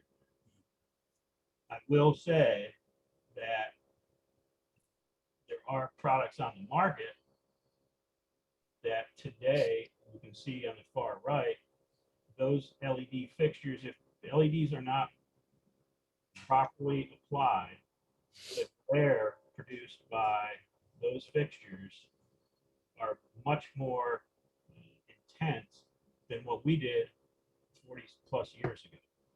So hopefully that, you know, like I said, the evolution of light, you can see it right on the campus. You go from the uncontrolled light to the 2005 technology, and hopefully someday to the TLC for LED. I think that may be it, Jeff.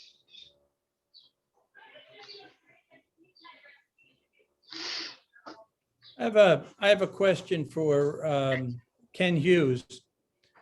Ken, when is the start of the softball season and when is the end of the softball season? Weather permitting, softball typically starts with practices in March, late March, games early to mid-April, and they end when school ends, typically the first week or so of June. And will the lights be used only for softball, or will there be alternative uses for the lights as well? Correct. Let me, if you guys don't mind, I have just a brief presentation on programming, and I think I'll address some of these questions. But you know, at the end of my presentation, absolutely. So my name.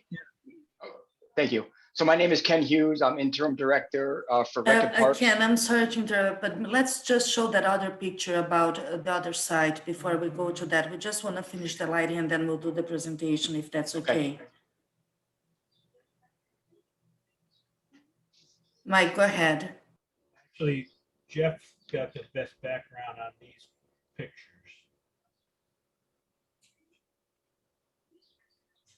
Sorry about that. I think keep switching to mute. So this is the lower field at Nathan Hale on William Street. And this is the older technology that Mike was just referring to. This type of technology where the light is this technology where the light is not as refined as what we're seeing in the 7 candela. This is looking up onto Williams, and you can see here, this is the sports light combined with a traffic or a street light, both here and about, I don't know if you can see my cursor, but just immediately down, this street's very well lit. You can see across the street, which again is a very similar type of street, that the lighting fades right around the property line and then turns almost to dark right where well before the home is. Looking in the right side picture, you can see the actual sports light on this picture, which is difficult to see because it's not even in the window, and it's probably about 50 or 60 feet away, maybe more. But this whole area is actually lit by these street lights that you can see, up here, and even over in the distance on top of the leaves. This area, and you can tell that because if it were lit by the sports light, you would be able to see a very distinct shadow from not only the trees that are up in this side, but also the light pole that's here that's cast across. So this area is clearly not being lit by the sports light. The same could be said for here, because in this case, there's a pole right about here, and then the sports light is further down the road, and there is no distinct shadow from those lights or that new vegetation that was put in at the time of the field to cast that shadow along the road. So this is just an example of older technology, even the cutoff then and the proximity. Now, I do understand that the relationship between where these poles are and the street and the distance across and so on may be different. We're not necessarily saying that they're exactly the same. There are some variations between it, but we're talking about a significantly better technology in addition to the elevation, which was shown as or applied as a sort of a deterrent, being compensated with vegetation, as well as the new technology, the relationship of that to the field, and the proximity to the road, and what's going sort of beyond, and what Mike showed. We can kind of see that even older technology can do that. Now, I understand that there are concerns in with that, but these elements, all when overlaced with each other and set together, are going to eliminate that sort of solar flare that Mike was referring to, that somebody had mentioned, or that sort of bright spot in the sky, and additionally protection, visual screening, noise screening, and so on. So we just wanted to represent sort of an older technology in Norwalk and how it works then versus what we're proposing now, which is a much newer, much better technology. And Ken, now I'll pass it to you where you can go ahead and discuss the elements of the field in terms of scheduling. Okay, Mr. Chairman, thank you, and members of the committee. My name is Ken Hughes. I'm interim director of Rec and Parks for the city of Norwalk. As I said in the past, and I want to reiterate it again tonight, there's a 9 p.m. light curfew on the field lights. And this would also apply to the lights if approved on the softball field. And that's not a 9 p.m. curfew when the league feels like it. It's a 9 p.m. strict curfew, which is actually controlled by the automatic Musco control link system. So I actually set those parameters myself. I'm the only administrator. So lights turn off at 9 p.m. Whether game's in progress or not. And I think that's very important because it doesn't need to be a concern that the lights might be accidentally left on, or the games might go longer into the night. So the current field users we have are Brian McMahon High School, and then also Cal Ripken softball, which used to be Rowayton softball. There are no adult leagues currently on the site or currently proposed for the site. So the intent is not to bring in any new leagues. I spoke to the high school athletic director. He estimates approximately 3 evening games per year. And then I also spoke to Cal Ripken softball, and they estimate approximately 10 evening games per year. And that scheduling is also controlled by Recreation and Parks. And I did read all the emails that came in for and against the project, and I just want to address a few of those. I did read a concern about additional traffic because the use of the field is not changing, because we're not bringing in any additional leagues. The traffic I don't see changing. Also, the issue of roadside parking was brought up. I do understand that is an ongoing issue at Nathan Hale, but Nathan Hale does not have the size of the parking lot that we have at Brian McMahon softball. So I do not see roadside parking being an issue just based on the existing lot that's at the school. And also after the last meeting, I know some of you, hopefully some of you visited the site, the tennis courts over at Nathaniel Ely. And I just wanted to reiterate, when that project was designed, the intent was to light up some of the basketball court, and also the play field. And that was done for security reasons. That's sort of a secluded site, and we've had issues there in the past with vandalism and people hanging out. So the intent for that site, was to bleed some light onto the basketball courts and also the grass field. So I'm not sure if you guys have any questions in terms of the programming or the use of the field, but the use that's there now is the use that is going to remain. The question I heard before was whether the field will be used for any other nighttime activities.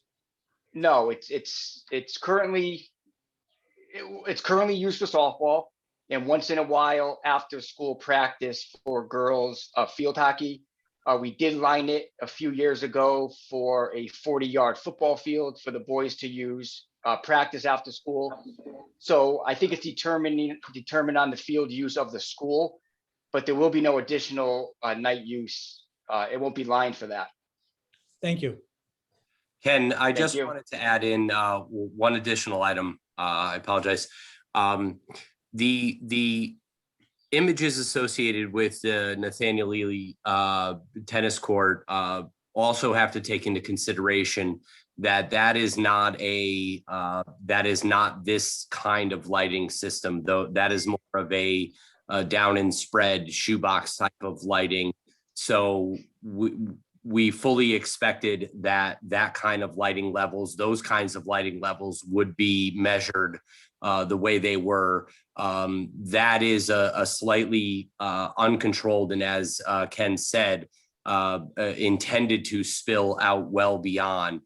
This is a very regimented, very controlled, directed system with LEDs that's designed to only light the field with extremely minimal spill. So I just wanted to add that in.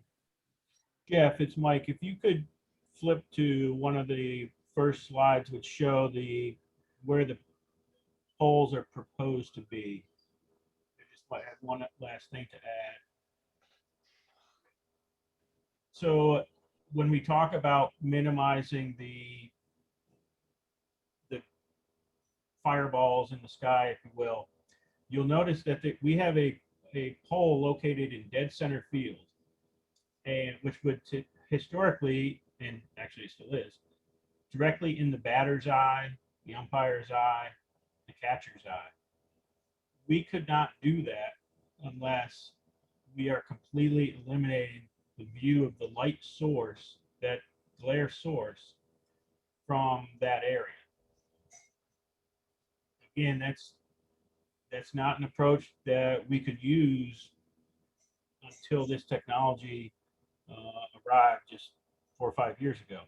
So if we can put a pole in center field and nobody at home plate is experiencing anything, then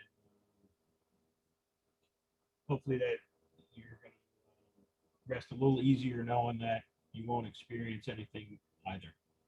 Right, and that is also in line with the recommended design for athletic fields, specifically NCAA, where poles like that are not allowed in direct center field. The same reason why certain games do not, whether it's Fenway Park or Yankee Stadium, certain areas are blacked out specifically for that batter's eye.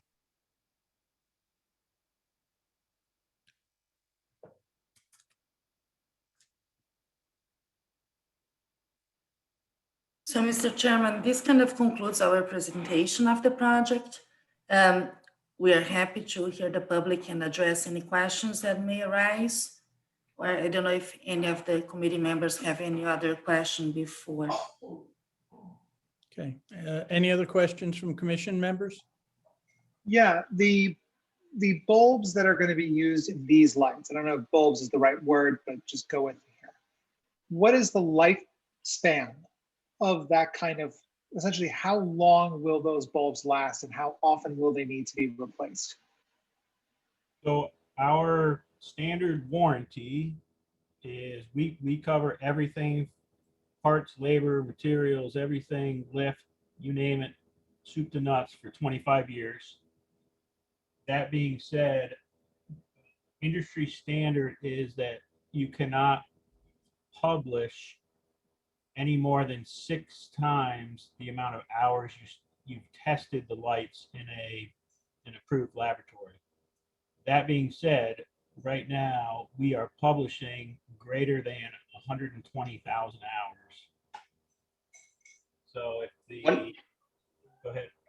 I was gonna say, one of the great things about Musco, they actually tell me when a bulb is out. So on a field such as Brian McMahon, I'll get a text or an email that there's a bulb out on, pole 7, fixture number 3. So I go and check the fuse. If it's not a fuse issue, Musco will come down and change the bulb. So this is for all of us. This is the last time we could ever look at lighting this field. And even at, I think you're looking at, probably less than 100 hours in a year of use. Right. At 1,000 hours a year, you're looking at 120 years. So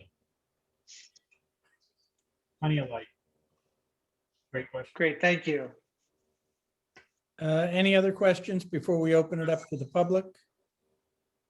All right, if not, Brian, would you explain to the public how they can be recognized? Sure. So again, if you're a member from the public and you'd like to speak, you'd use the raise your hand tool. It's at the bottom of your screen. You hover over it with your mouse. And then if you're dialed in on a phone, you would hit *9. And with that, I'll start bringing people over. Jody Sattler. And then let me know if anyone would like their cameras shown. I could work that out. Hi, this is Jody Sattler. Can you hear me?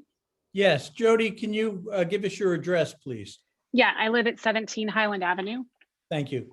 Next fall, I'll have 3 kids that are at Brian McMahon High School, a senior, a junior, and a freshman. So I've been around a lot of the sports. I have been calling in and emailing all of you for over 2 years on this field.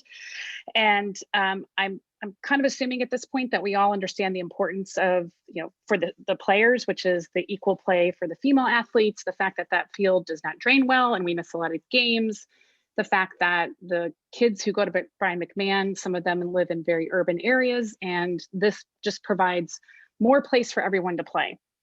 I understand now the issue is the lighting, and that's all we're talking about right now, which kind of gets away from what we started with and why it's so important.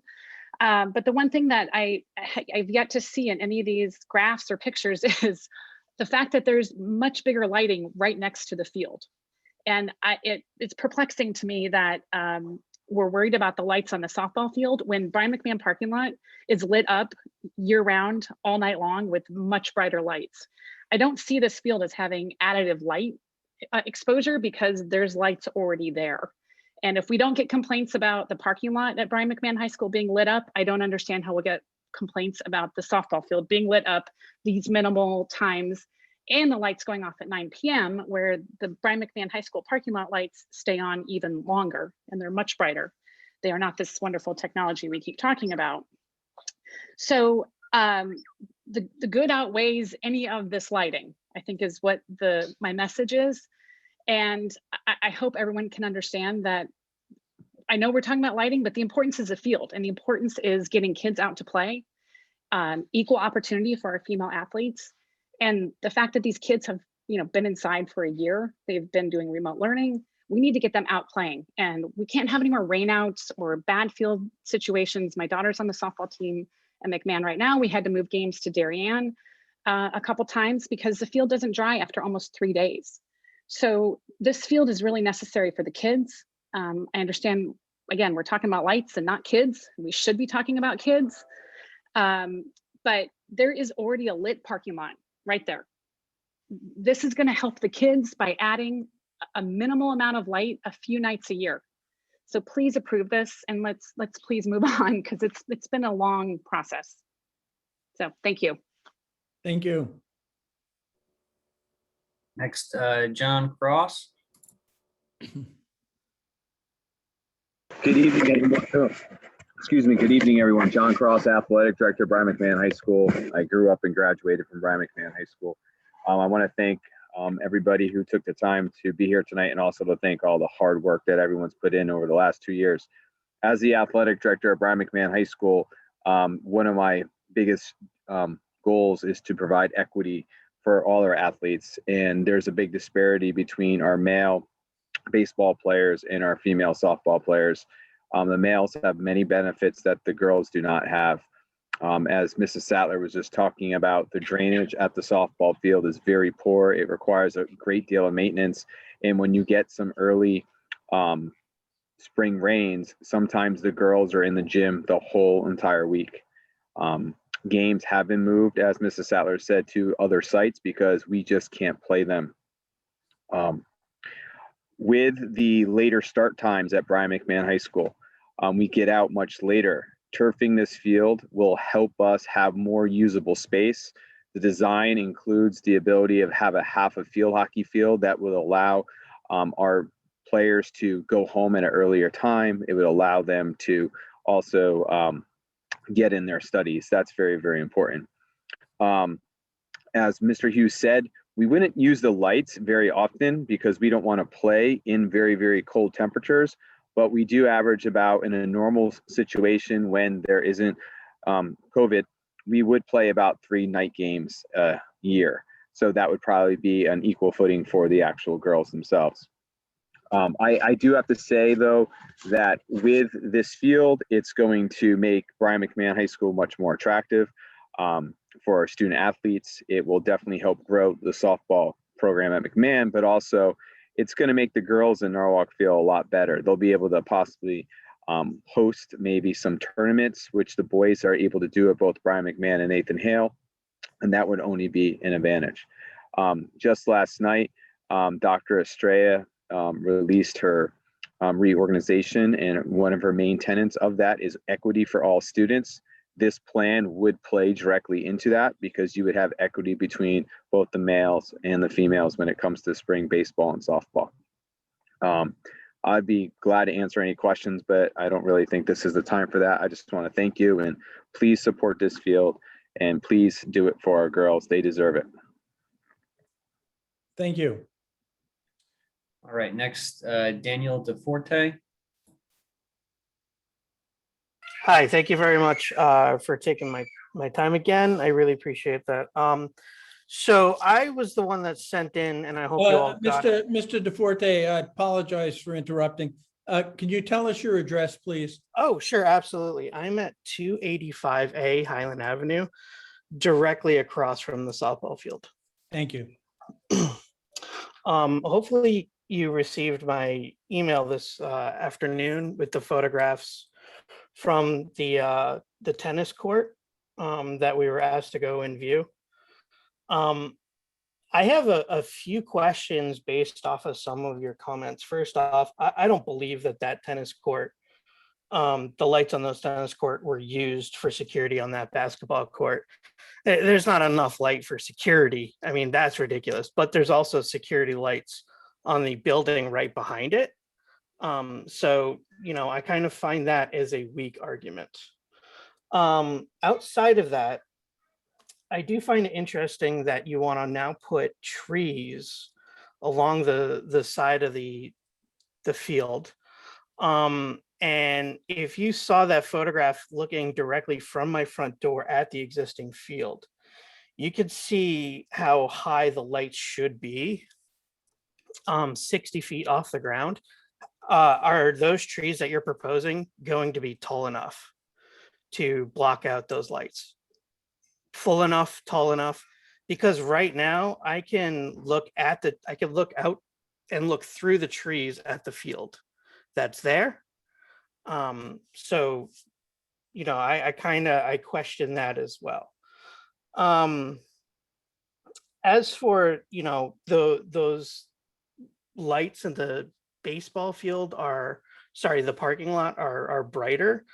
We don't know that because these are 60-foot lights. I don't think that there are 60-foot lights at the parking lot. They look to be about the same size as the lights at the tennis court, which were about 40 feet. And the amount of light that those did bleed was incredible.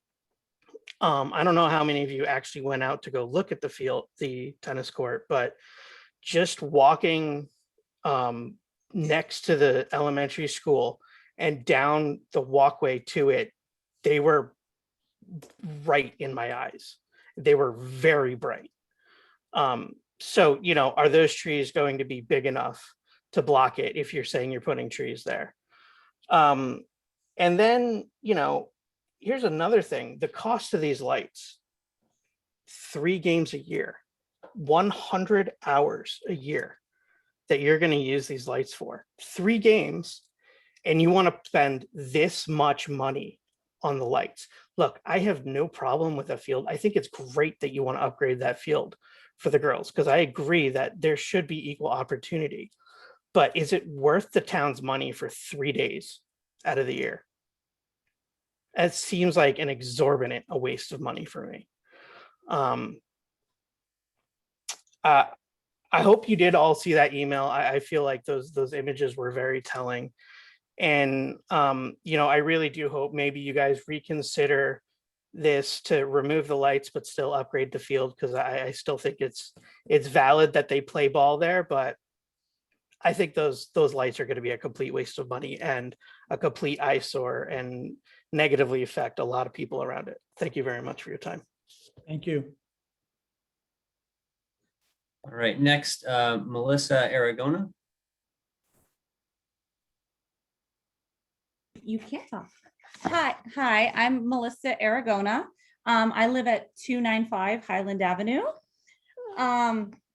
So I want to thank you guys for continuing this issue, because I actually found out about this just the day of the previous meeting from a neighbor and didn't have the resources to attend that one.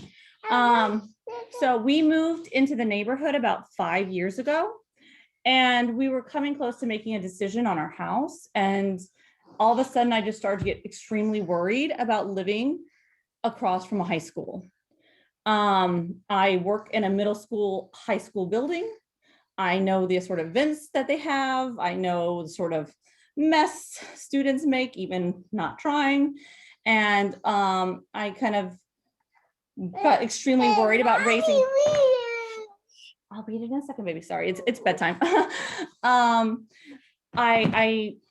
I became extremely worried about what we would have to put up with being a young family. And so at the time, it was in November, and I took my son, who was at that time not even 1 year old, and started knocking on neighbors' doors to talk to them about their experiences.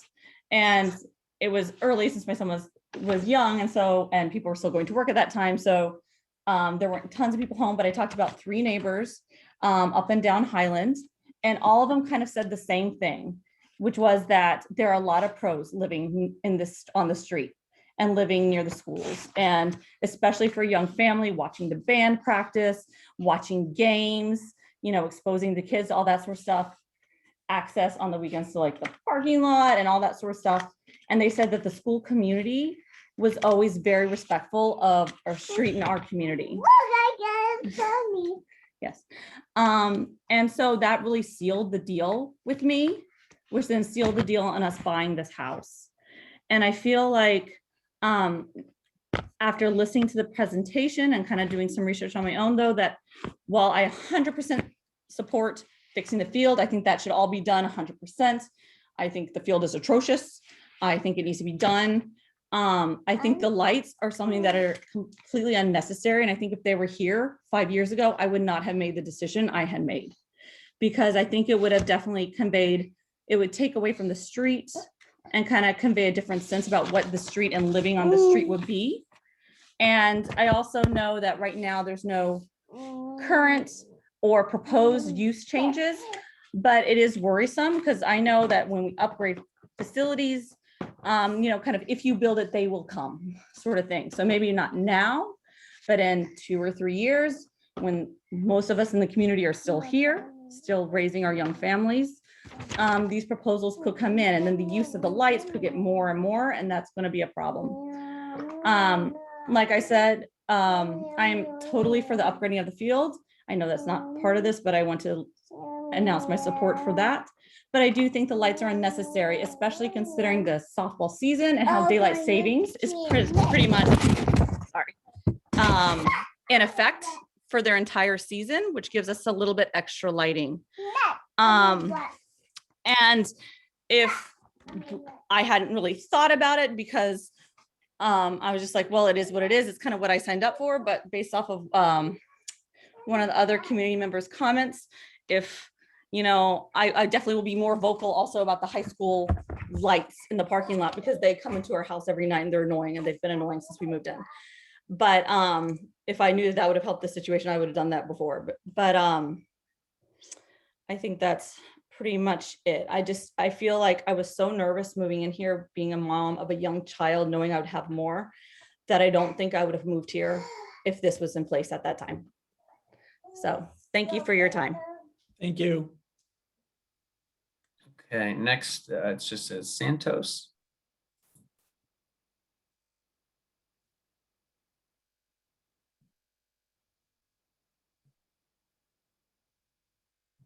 You just have to unmute yourself. There you go.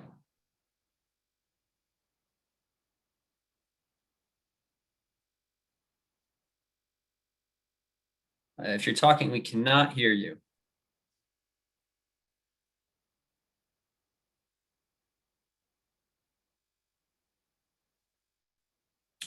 Now, you might have an audio issue. I will come back to you. So next, James Worley. I would like to be on camera. Sure, give me 1 second.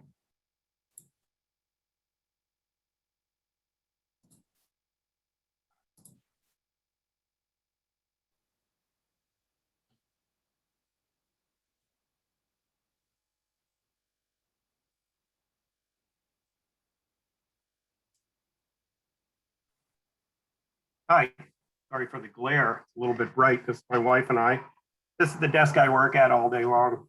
And now, because of COVID. Mr. Worley, can you give us your address, please? Oh yeah, sorry, 287 Highland Avenue, directly across the street from the field, which I'll show you here. Thank you. Field now, it's 8:15 at night. They started playing baseball, softball around 3:30. You hear the cheers, you hear the noise, you hear the bat. I don't mind it at all. In fact, I wanted to go out and play myself. I didn't want to sit here until 5 o'clock, but unfortunately I got a job and it's full time. But I had no issue with it. I enjoy being across the street from the field. I enjoy watching the kids play, particularly the girls, because we have 2 teenage girls ourselves. We raised them here. We've been here for 15 years now. They were born here and we raised them here. This is our home. And I understand that people want good softball facilities for their kids, particularly for the girls. We want that too. Our issue is the lighting. Now, I tend to get a little worked up about this, so I'm going to let my wife speak, Beth, and maybe I'll come back to some of these issues that have been raised. Good evening. I appreciate your time and giving us an opportunity to talk and air our concerns about this. So I did write a letter to the council. I hope you received it. I'm not going to read the whole thing. A lot of the points that I had have been brought up already. I just want to touch on a few things. My husband and I both support completely upgrading this field. We see it. It's the slightest bit of rain and it turns into a mud pit, which no one should play in. So we're completely on board with getting some kind of artificial turf in there so the girls can play rain or shine. It really is the lights that we have a problem with. First of all, how bright they are, how close they are, how intrusive they are. Now, we did go to Springwood Eli Park and we looked at the lights there and we had been told that would be a good comparison. Going there, they actually looked very, very different. And we saw a light of light flood out into the basketball court. I understand now that may or may not be for security, but it also beyond just the light fall. Looking around, the lights were actually incredibly glaring and blinding. Just looking around at the horizon, anytime your eye comes into contact with them. We're going to have the same thing here. It's about the light fall, but it's also just about having this huge illuminated field there that is going to be so incredibly bright. I heard the numbers about it's probably not that different than our big screen TV. Well, I also wouldn't want to have, you know, a big screen TV that big and the illumination it would put out right across the street from my house. The point came up about the parking lot. Now, my understanding, I am not a lighting expert by any means, but my understanding is the parking lot is within the town ordinance of the 0.3 candle foot. If that's the case, then this field is going to be anywhere from 10 to 20 candle feet. And I'm sorry if the nomenclature isn't completely right, because like I said, I am not a lighting expert. I have looked at the lighting schematic, and it looks like there's a huge difference between parking lot lights and these lights. Those lights are actually much shorter too, as were the lights at Eli Park. I think Eli was 30 or 40 feet. These are 60 feet tall. With lights at 2 levels. My last point really is that, you know, right now, I think when we had the meeting a month ago, it was getting dark at 7:30. Now it's getting dark at 8. There were actually at 8 o'clock, there were still people who were out playing catch on the field. We're talking about 1 to 1.5 hours. Maybe it's 13 days a year, maybe it's not, but it's such a short time period. Why do those of us who live here need to have those lights there on or off? It will give an ugly industrial look to the school. They'll be used so little. And we live here 24/7, 365 days a year. So that's my point. I really do want to say I have a lot of respect for Brian McMahon, the athletic program there, Jody Sattler, and the Wayton Softball League. I know they're just looking out for the best interest of our young athletes. But at the same time, we live here and this is our home. And if we have to have a lighted field, let's move it to veterans or down to Rowayton Elementary. It doesn't have to be in our backyard, which actually those lights will only be 75 feet from our front door. Not from our property, from our front door. So I really want to say again, thank you for your time and for letting me speak. Yeah. As my wife said, the kids have been out there since 3:30. They just left now. There was a family there practicing, and I think that's great. It's 8:15 at night. This is insane. I don't know how much the lights are going to cost you. I can only guess from the court case in Missouri where they spent $235,000 on lights that they can't use because the court sided with the homeowners. But if you look at $250,000 worth of lights, that's an awful lot of money. And you're looking at artist renderings, not what we saw with our own eyes at Robert Eli, where we were sent. Last time you told us, go take a look, you'll be relieved. We were not relieved. We took the same pictures that Dan took.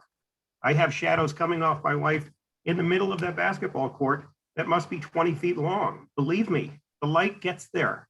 I don't know what kind of magic light they're talking about, this company, that illuminates an entire baseball field well enough to see a ball and yet magically stops before it crosses the street. But I do know that they're using a PowerPoint to sell you $250,000 worth of lights to use 3 times a year for Brian McMahon. I did a little math, and even if you throw in the other 10 games a year, 13 games a year, 130 goes into 250,000, $2,000 a game for 10 years before, you know, you start spending more money on it. For 10 years, $2,000 a game. I understand the need for that field to not be wet. We see it every day. It needs to be worked on. We fully support that. I'm not a fan of turf, and I'm not here to speak against people who have issues against the turf or the toxicity, the heat, the various other issues. But the issue is drainage. This is a community, this is a street that we've always felt is the best representation of how a school can coincide with a residential community. This is a beautiful street. This is a beautiful community. And it's going to be destroyed by that dome of light that is going to sit there. And I can't imagine that any of you wouldn't feel the same way. Now, lighting the field makes no sense. It's not needed. It's not financially reasonable by any stretch of the imagination for this town, and it's destructive for a few hours more. It's 8 o'clock at night and they're still playing in natural light, the way they should be playing. I get why some people want this. It's a shiny new toy and they really want it. But they don't care who it affects. And the decision you make tonight is going to say whether or not that's the kind of community we live in. And I really hope that that isn't the kind of community we live in, because I love it here.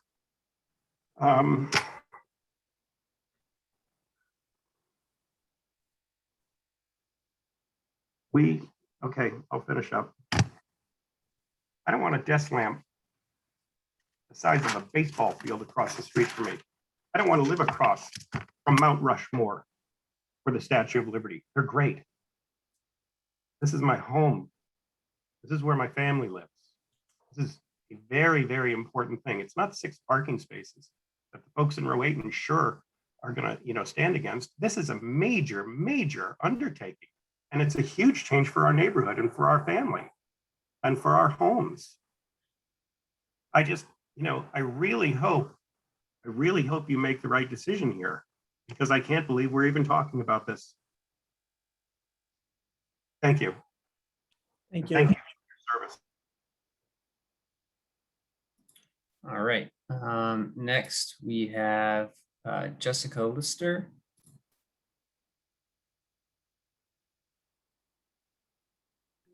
Hi, yes, my name's Morgan Lister. I'm Jess's husband. We live at 285 Highland Avenue. We're right across the street from the current home plate. I appreciate the concerns that you really addressed during my last comments there at the last meeting. You addressed the landscaping buffer. I appreciate that. I think that's going to add a lot to the streetscape. And the field obviously does need work. I think the lights are definitely a big change, and obviously it's the talking point. My point would be, there's fields behind the school where the boys get to play. They're obviously lit. I don't understand why we can't say that the girls can't have a lit field. I mean, I don't want to be part of the reason why the girls can't have an equal playing field. So my wife and I both fully support this project. So thank you for taking my time. Thank you. Okay. Next, we'll go to Jenny Plath. Hi. Thank you for as well for addressing some of the issues raised last time. Jenny, sorry for interrupting. Yeah. Can we have your address, please? I'm so sorry, Mr. Schulman. It's 297 Highland Avenue, and sort of diagonally from the corner of the fields.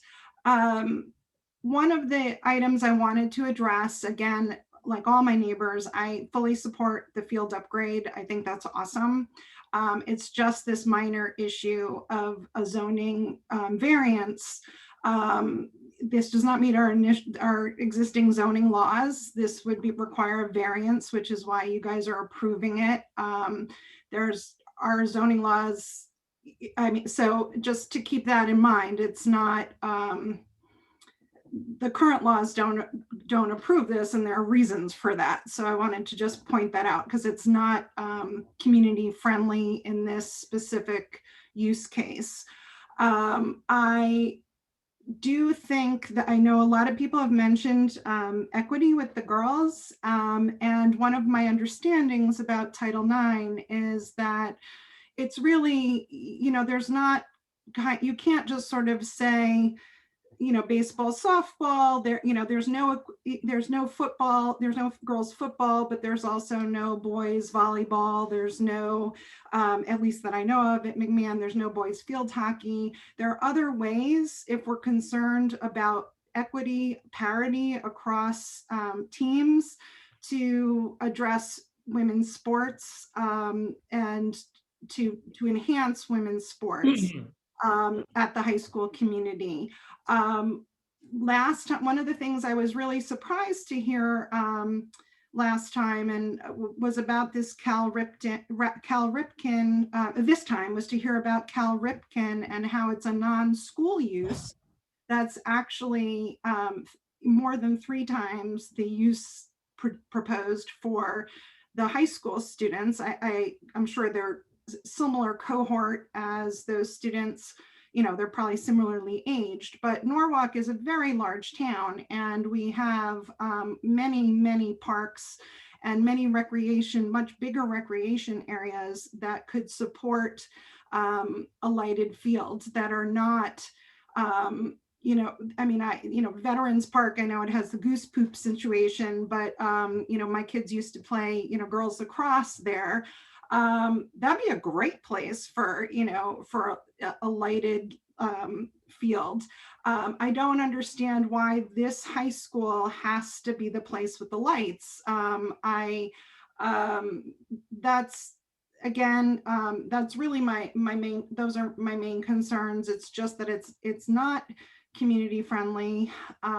It feels kind of disrespectful. I mean, the field wasn't even there until the McMahon renovation. I was on the ad hoc committee of that as the neighborhood representative for the community at that time. And again,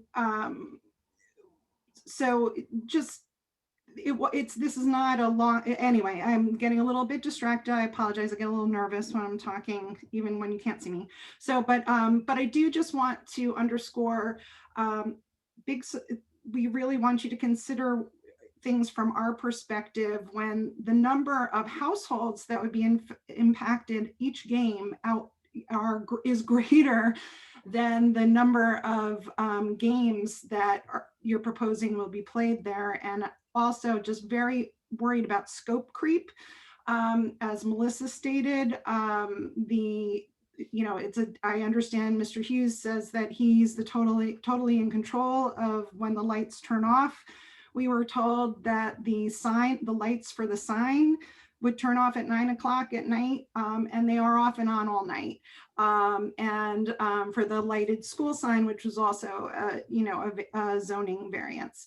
So just again, please think about the day in, day out impact on, you know, really a nice residential community that supports the school.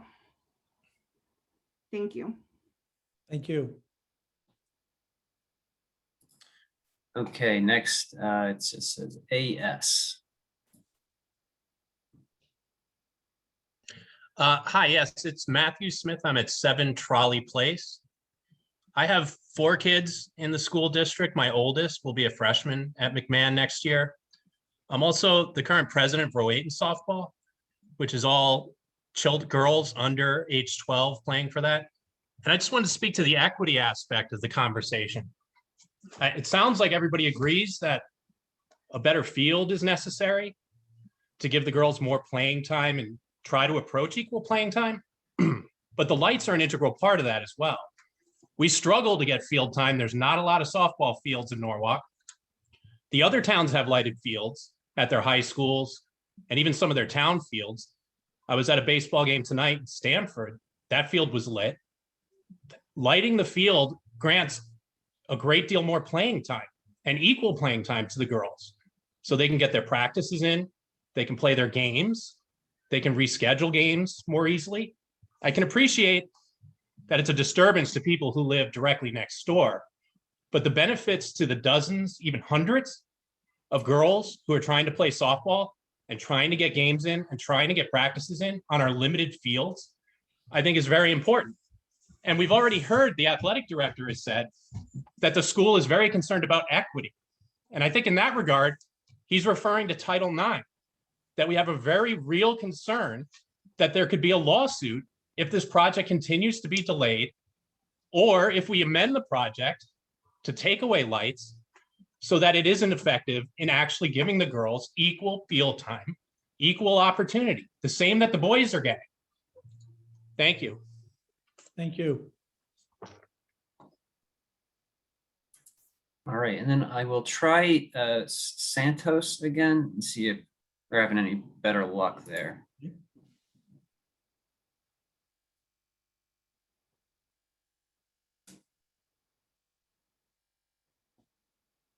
You just have to unmute if you're looking to speak.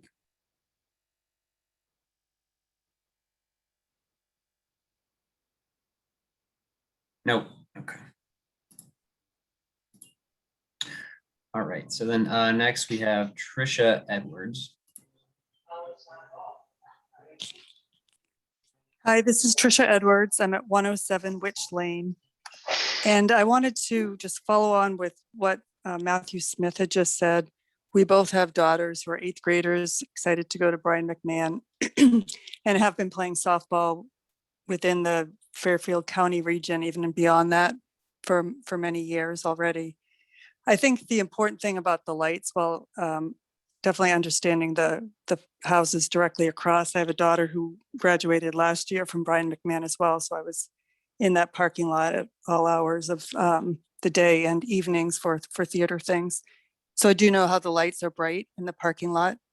I also know that people are talking about the limited use because of daylight savings time, which is not the case if you're trying to play a softball game in March or practice in March or April. And we know this for a fact because our girls' practices have to end early in the youth softball that they play now, because it does get dark and it is impossible to play, even though the softball is a bright yellow ball.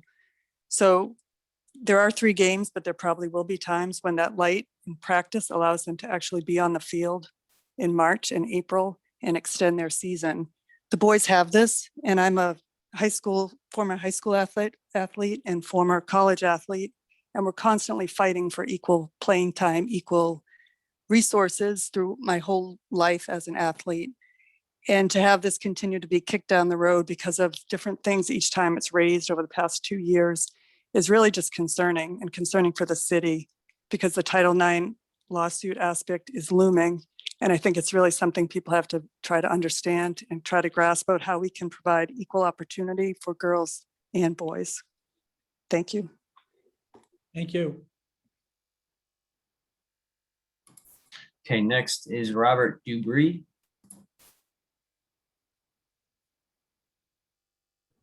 Hi, would it be possible to screen share or get my face on here? Sure, give me 1 second. All right, thank you. Mr. Dupree, while that's happening, can you give us your address, please? He's muted. Yeah, he might have missed it because he was kicked out and then rejoining as a panelist. Sorry about that. Yeah, just rejoined me. Yeah, I live at 284 Highland Avenue. I am just south of the field by the second house south of the field.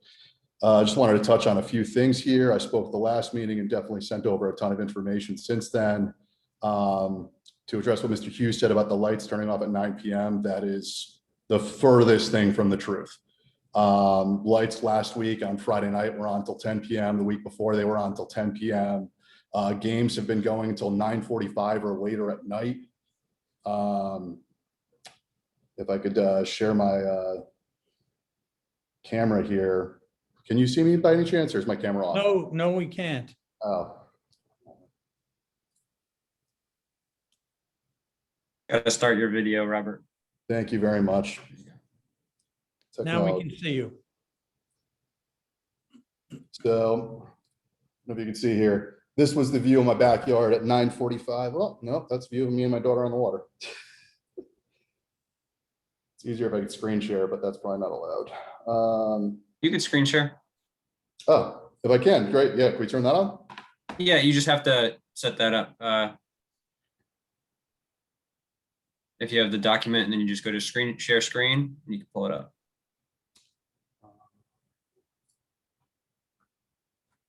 Yeah, it's not giving me any of the screen share tools. Oh, wait, there we go.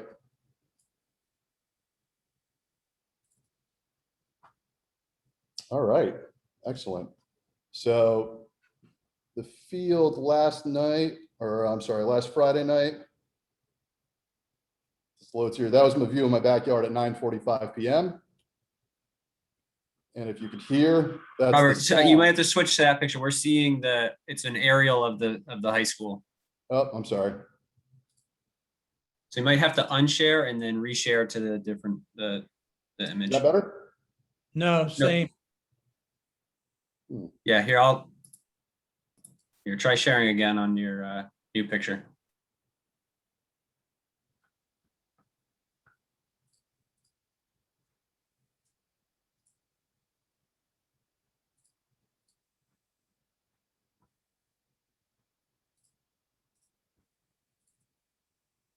That work?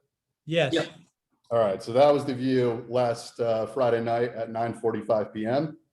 And to accompany that was the sounds of hundreds of people screaming and going nuts until 10 o'clock or later at night. So they keep saying that they have no control of the lights and the game shut off at 9 o'clock at night. That's just flat out wrong. So whoever's in charge of that light monitoring and timing is not on top of it, and that's not an accurate portrayal of what's actually going on at the school at night. I can obviously tell you this firsthand. I have video and photos of everything going crazy up until 10 o'clock at night, and it's becoming a regular occurrence. So there's that issue, and now my other biggest issue is the screens, the size of the field in general. I had some time to do some research since the last meeting when I first found out about this, and just looking at the other fields in Norwalk, this is one of the smallest ball fields in the entire city. So cramming as many amenities and features as possible to sort of fill some Title IX gap to match the boys field seems like the most ridiculous solution I've ever even heard of or witnessed. It's just like you're trying to cram everything you possibly can into the tightest area. And Nathan Hale keeps getting used as an example. And here's the same exact elevation of Nathan Hale. So when you compare the two side by side or do an overlay or measurements on Google, you have a 200,000 square foot land area for Nathan Hale, and the entire land area measured by Google is about 58,000 square feet for the Highland Ave field. So you have a massive buffer around it. On top of that, they have a huge fence area around theirs. And then the lighting around theirs as well is also not even remotely close to the neighboring houses. So all the examples that they showed you of like, oh, the light's not bleeding onto the road. The lights are 75 feet from the road. They're 20 feet from the road on Highland Avenue where they have them proposed. Like, oh, the light's not even hitting houses. It's 150 feet to a house for Nathan Hale. This is 50 feet from a house. So whether it's new technology or not, I refuse to believe, especially the examples that they provided, that this isn't going to bleed over on other houses. And even their own lighting text said it's akin to half the brightness of a 65-inch TV in your window. What member of zoning would want that or would allow that? This is 1,600% over the justifiable limit that's already set by zoning. It's not like oh, we're just going to double up on the lighting. It is that much higher. So you're talking, it's quarter distance to roads, third of distance to people's houses. Going back to the tree line area that they have is 64% of the entire land mass at Brian McMahon High School for that field. So their ability to put a small tree line in front of the school is great at Brian McMahon, but it's no way comparable to Nathan Hale. They have a huge land area. They have, it's 40,000 square feet of land where they have to plant trees, and the entire field area at Brian McMahon is about 60,000 square feet. It's virtually impossible to get that same level of coverage that they're saying they can achieve. I'm just not buying anything that they're selling on that front. Couple that, like here's now we're looking back at Brian McMahon. Here's the total area of Nathan Hale put over the Brian McMahon area. It's a crazy difference. The entire land area of Nathan Hale, when they're saying this isn't like, it's not apples to apples, it might be a little bit different. The land area of Nathan Hale covers over the school, over almost all neighboring residences and Highland Avenue. Add on to that, they want to change the position of the field, which puts the burden of all that candelera and light burst pointed out to the street. It points all of the balls directly at Highland. The proposed fence that they have lining Highland is a 6-foot fence where they have 20-foot fence plus protecting their own parking lot, but they don't care about any of the neighboring houses. It is like an absolutely ridiculous comparison that they're making with all of these little like Photoshopped renders and stuff that do not accurately portray what they're doing with this field. And I also want the field to be fixed. I think they should turf the field, do what they can to make it, you know, playable and not have the drainage issues. But the lighting and 60-foot light towers is insane within this small land area. Now here's the same thing put over it where it shows the same spacing of the lights at Nathan Hale and the tree line area for Nathan Hale. That tree line stretches all the way down to where the ball fields are. And people have said, oh, well, the ball fields, they have lights at the ball fields, they have lights at the football fields, that's not a problem. Those lights are over 2 stories below grade and tucked behind the school, and you could still see them clear as day from the main road. So now you're talking 60-foot light towers directly on Highland Avenue. It's gonna look like, you know, it'll look like a prison yard for lack of better words. Now, looking at, I did the same measurements for all the other fields I could look up in town. This is by far one of the smallest fields, not even remotely close to the elementary school ball fields. So cramming in all new bleachers, repositioning the field, 60-foot light towers, batting cages, returfing the whole thing. Like, it's a monster of a project for such a small area, and it violates almost every single zoning ordinance out there. It also violates noise pollution laws for the city of Norwalk. It violates everything by pushing things out into the night. So I don't understand how it's like, how this can even possibly go through when no resident could have a 60-foot anything within this proximity to the road. Like, no setback allows you for it, even in high density for residence B zones. So that on top of everything else, just please turf the field and let the rest of it go to rest. If equity is an issue, build universal fields that cover equity for all schools in the larger public parks. You have almost 1 million square feet of park space at Veterans Park. That's a solution that all schools can then use. So you can't say, oh, it's an equity issue here because boys have this, girls have that. Get a universal fix in place and put the money in that area. You don't try to cram $1 million into a 60,000 square foot area where you can't even fit a ball field. It's a nonsense solution where they're just seeing the fields an opportunity to solve a Title IX issue. And this really probably isn't even solving the Title IX issue because the lights have nothing to do with Title IX. Hours of gameplay have an issue with Title IX. If you say, oh, girls can't play because of X, Y, and Z factors versus boys, then it's an issue. But lighting has nothing to do with that when there's plenty of daylight from the time school's out to the time sun sets and also on weekends. So it's ridiculous all around. I hope most of you in zoning got the package I've sent over. I sent it over this morning. I hope you please review it and take it into consideration because everything that they've thrown at you so far as examples does not add up. And it's just square peg and a round hole all around.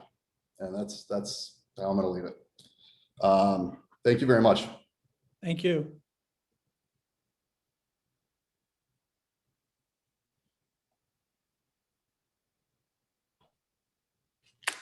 All right, give me 1 second to get situated here. All right. So we have Santos. We'll give it one more shot and hopefully it works.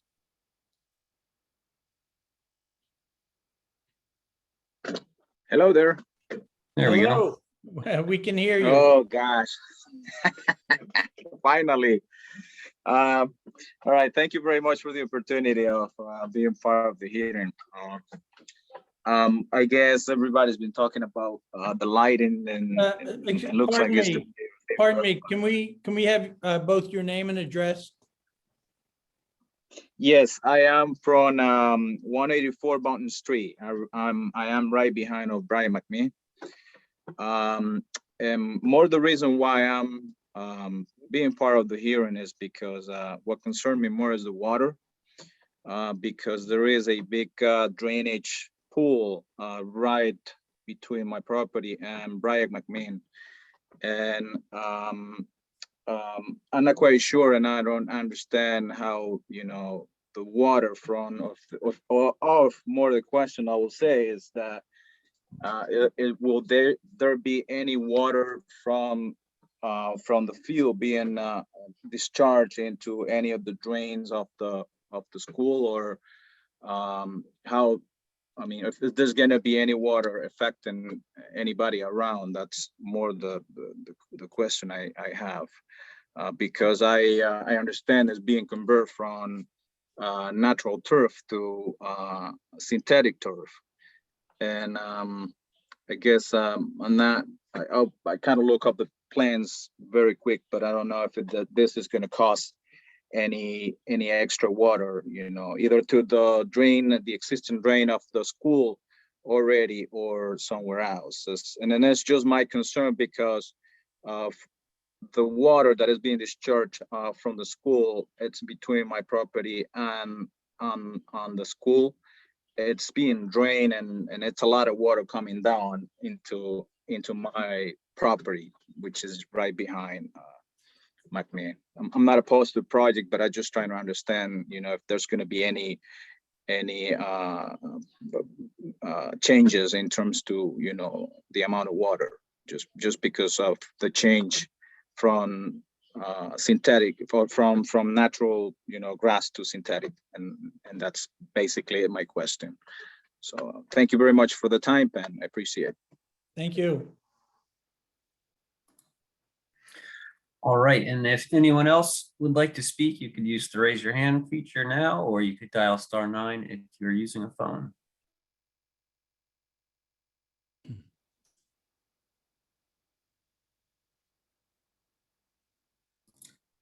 I believe that's it, Lou. Okay, then let's turn it back to the city.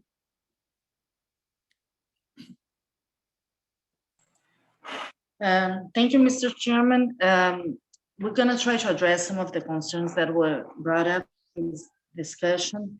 So I don't know if anyone want to go first. Maybe we'll pass our consultants first, and then can address some of the programming again, and I can do the closing. So Jeff, if you want to address some of the things that you heard, and also Mike, and then we can continue from there.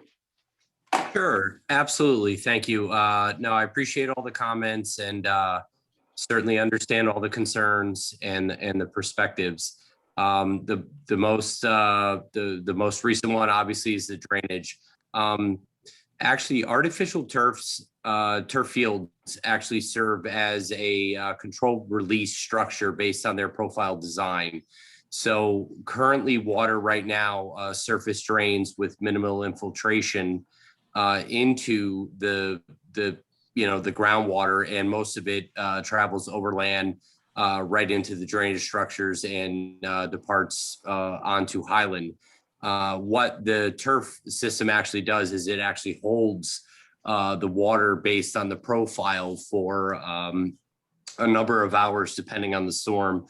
Some artificial turf fields can hold up to 4, 5, 6 inches an hour of rain. So imagine that kind of deluge into there, and the system would hold it and then slowly release it into the stormwater system that's existing on the site. So actually, this system is better in terms of capturing water and actually discharging into the system at a slower rate while still making the field usable. A couple of other items that did come up regarding the comparison, and I certainly understand that the comparison between Nathan Hale and McMahon are different. There is no doubt whatsoever, but there are certain factors that have to be considered when we're looking at the two comparisons, and both our pro and the gentleman's cons about what we're doing at the two sites. The technology is obviously the number one element. The technology, and I actually happen to be part of the Nathan Hale project, and understanding that how the lights came into effect, and the fact that the 0.3 requirement, which is now the city of Norwalk's requirement, only came into effect actually midway through the Nathan Hale project. And in a very quick manner, we were able to adjust and redo the fields based on the old technology to actually squish the field, move it in, and still make it acceptable and approvable by planning and zoning to meet that 0.3. The other element is that Nathan Hale was the upper field, which is the one that was highlighted, was very specifically programmed as a soccer and baseball field. That is the reason why it was extended out the way it was. That's the reason why the elements were included and the lights were placed the way they were. In this case, this is not a programmed field in the sense that we're designing it to, but we happen to have the room to fit both a half a field hockey as well as a NFHS field into it. The other elements, and it's like considering apples to oranges. We have a very different site. Both sites are actually elevated above the road, some in similar topography. One is using more modern technology in terms of lights, one is not. And both houses or the houses on the downslope side actually are downslope. So we actually have a very comparable light spill projection in terms of the two. But again, the technology and the addition of vegetation, and again, the addition of vegetation was done because we were actually responding to the comments. We weren't just simply trying to, cover a lighting issue or anything. We're actually responding and understanding that there were noise concerns, there were visual concerns, and we wanted to address those. So the reason for the vegetation, the reason for the long string, both along Highland and along that property line, are to address those elements.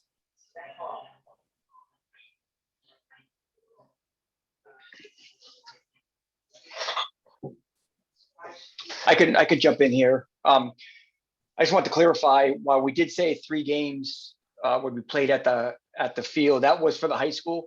But then I did also mention that the field would be used by Rowayton Soccer, which is now Cal Ripken, and they would average another 10 or so games. And a comment was made that there was a family or somebody having catch at dusk, and it was fine. Well, that might be okay for a friendly game of catch. Obviously, it's not good enough for a competitive high school softball game. And at that time that statement was said, the lights would have been on if that was an actual softball game. A comment was also made that lights don't play an issue in Title IX, and I have to respectfully disagree. I've had many conversations with state attorneys that actually specialize in Title IX, and if boys have access to night games, girls must also have access to night games. So that's where the Title IX issue comes into play. The lights not being off at 10 p.m., that is totally my fault. While the gentleman was speaking, I checked the Musco site and the lights were on past 9 p.m. So every season, users are given codes for the lights, and we actually have to activate them at the beginning of the season because they're turned off once their season's over. And we have a new recreation superintendent this year. So she actually turned on access to the lights, but never checked the box for the 9 p.m. curfew. So I can guarantee you that from tomorrow on, those lights will not be on past 9 p.m. And then in terms of Nathaniel Ely, I was heavily involved in that design at Nathaniel Ely tennis courts. And the intent was to bleed light onto the basketball courts as well as the field. A comment was made that there's security lights on the building. While that is true, Parks and Rec does not control the lights on the building, but we do control the lights on the field, which is why we need that additional light spill onto the basketball courts and onto the field. So those are some of the issues I wanted to address. If you guys have any other questions for me, please feel free to ask. And jump in on some lighting follow-up as well, Ken. Just to follow up on your discussion about the tennis courts at, I call them Springwood Park. But, if at any point Ken were to call Musco and say, hey, we now need this tennis facility to be designed for spill and glare control, we can go out there and stand 5 feet from the edge of that tennis court, one person standing there, and have a technician at the on a lift at the light fixtures, adjust those visors, tilt that fixture down a little bit, and we can cut the light off right there at the edge of the tennis court. That's entirely, very easy to do. That was not the design intent there, but again, if Ken tells us that's, as things develop, maybe there's some housing goes in there, what have you, that could still be done. So it's really, again, you're kind of picking and choosing. While it's the correct technology, it's not the correct application of the technology. Also, currently in Connecticut alone, Musco Lighting has over 400 installations that are currently still under warranty. There's probably 1,000 more that are out of warranty, but of those 400 plus, we're responsible for not only the light on the field, we're responsible for the light off the field. We guarantee that as well. And I can sit here today and tell you we have not one outstanding issue with spill light. And I would say a majority of those facilities are in Fairfield County, New Haven County, and Harford County, where the majority of our population is.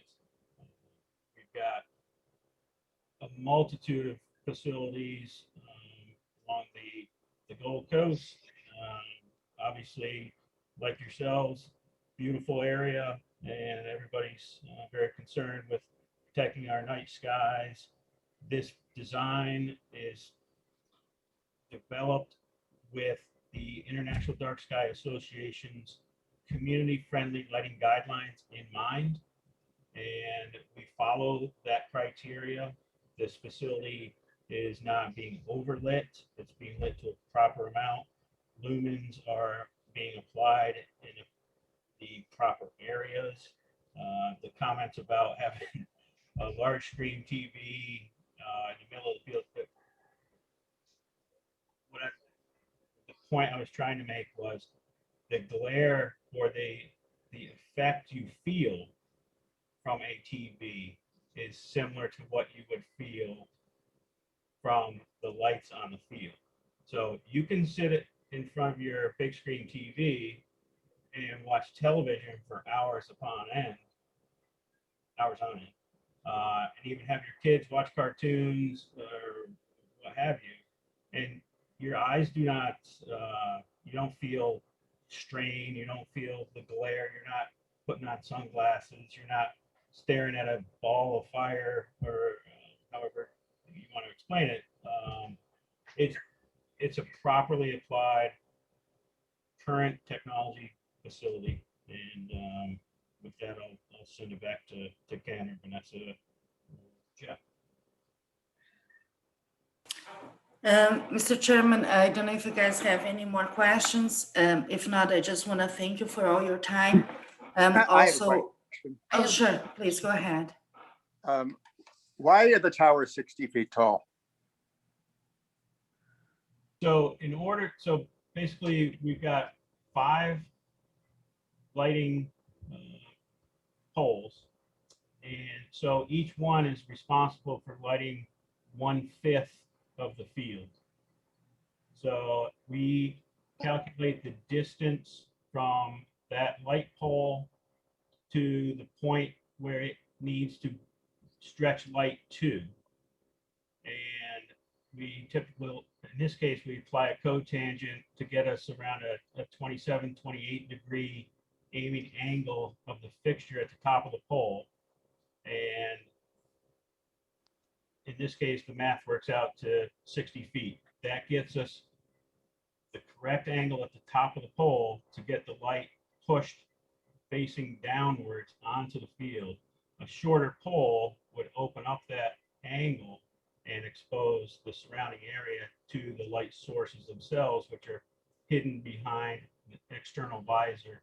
And that's the long and short of it. So the higher the pole, the less effect, light spill. That's correct, 100%. The sharper angle at the top of the pole, which you think about if you had a flashlight in your hand and you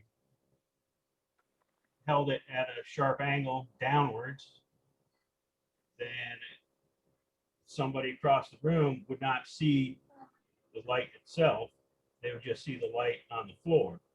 If you lowered your hand, kept the same aiming angle, now you're exposing that light beam to people across the room and creating more glare. So it's just the geometry. 5 60-foot poles is a very efficient approach. Anything shorter would definitely increase the offsite impact. Thank you. I have a question for Ken Hughes. With the 9 o'clock turnoff, and I never played softball, my kids never played softball, and I know nothing about softball, but is every game going to be over by 9 o'clock? You know, if they're in the middle of the 8th inning or whatever inning it is, do the lights just go off and then they go home? The coaches and the league officials are well aware of the curfews. So let's say, for your example, it's the 8th inning and it's 5 of 9. They would call the game, which would be a legitimate game after 6 innings. But they're scheduled early enough where typically they don't need to play past anywhere close to 9 o'clock. Okay, thank you. You're welcome.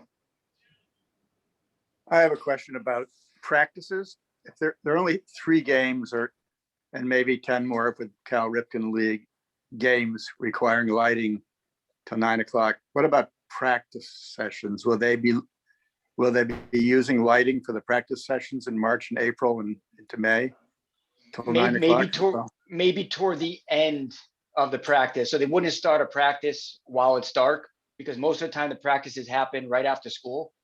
So when we're still outside of daylight savings time, when they need the additional hour or 2 of light at their end of practice, let's say at 6 or 7 o'clock, that's when the lights will be used for practices. But none of the students seem to want to practice too late into the evenings. So, okay, but that's more than everyone in this conversation has been saying that essentially it's 13 uses of these lights throughout the 13 games. But I think we should just be upfront with how many uses, because Rod and Galen are getting at something here. I guess, in the primary times these lights would be used, I would think would be in the spring and primarily in the during the softball season, and during the fall as well? Or not really during the summer, or am I wrong about that? Yeah, not really during the summer. I pulled a report for Brian McMahon when the gentleman was talking about the lights being on past 10 o'clock. And so far this year for the high school baseball team and the Babe Ruth team, lights have been on for 12 hours. And I ran a report from January to May. So that's across the city. No, at Brian McMahon. At Brian McMahon. Sorry. Okay. Yes. Yep. So they've been on for 12 hours. That includes anytime they use it for practice, anytime they use it for games. So they've been on they've been lit for 12 hours from January 1 until May 19th. And besides this one time, this 10 o'clock issue, is that an issue? Is that something? I'm just one question based on what the other gentleman was saying in public comment. Is that a one-time thing, or has that been happening on a more consistent basis? This was the first I heard about it. Okay. So if I was notified earlier, it would have been corrected earlier.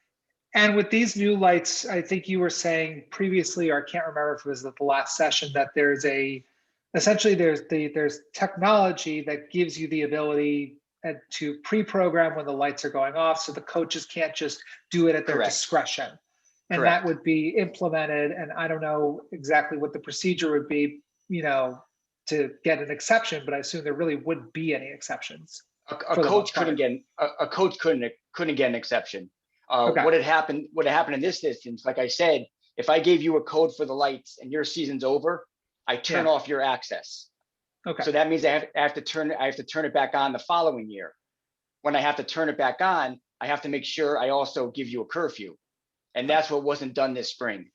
And the reason why the gentleman saw it so many times, because it was never brought to our attention that it was happening.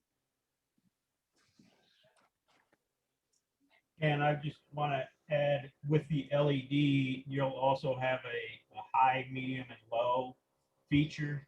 So for instance, if they are just out there practicing, you could theoretically practice on a medium level. So you're cutting all your light levels by 50%. Any other questions before we close the hearing?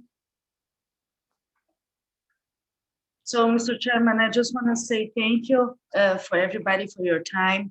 I believe we really notify most of the people. I think that you guys could hear from more people. To be honest, I think that most of them were very supportive of the project. And we really try to listen to their concerns that they raised last month. And we're going to incorporate that in the project.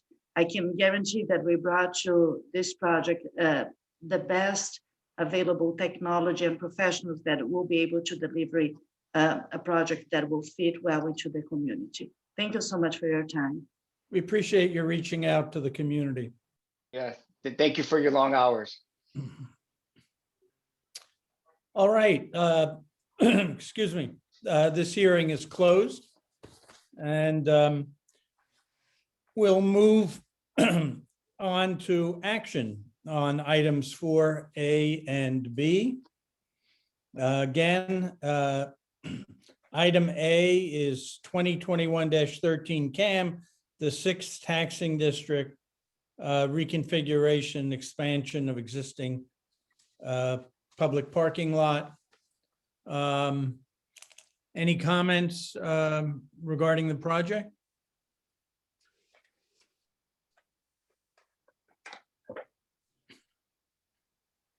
Mr. Chairman, I went down at it today, as I mentioned earlier, and I was trying to understand how somebody gets out of that parking lot the wrong way. And then I realized that when I saw one happen, it happens because people go all the way down the parking lot the wrong way and then out that access. So I think the opening of an entrance and exit on Wilson Avenue is a really smart thing to do, because it's dangerous how it is right now. And the other thing, even though I know this is a CAM hearing, but I have to say it anyway, the parking situation there, when I went, there was probably 9 or 10 open spaces, so it wasn't jammed. And that was at about 1 o'clock in the afternoon, so theoretically still in the lunch hour time. But the parking lot that belonged to 140 was jammed. And I watched and stood there as maybe 6 or 10 people got out of their cars and walked across the street. So I think that what the owner said is probably actually what's happening. And I don't know whether adding more spaces to the public lot is going to help, unless there's some way to police the private lots, but at least the parking would be available. So I'm thinking it's a good idea. Okay. Any other comments? If not, Richard, would you like to make a motion? I would like to make a motion to approve the application. Okay, Steve or Brian, can we put up a motion for approval? Large enough that we can read it? That's fine, thank you.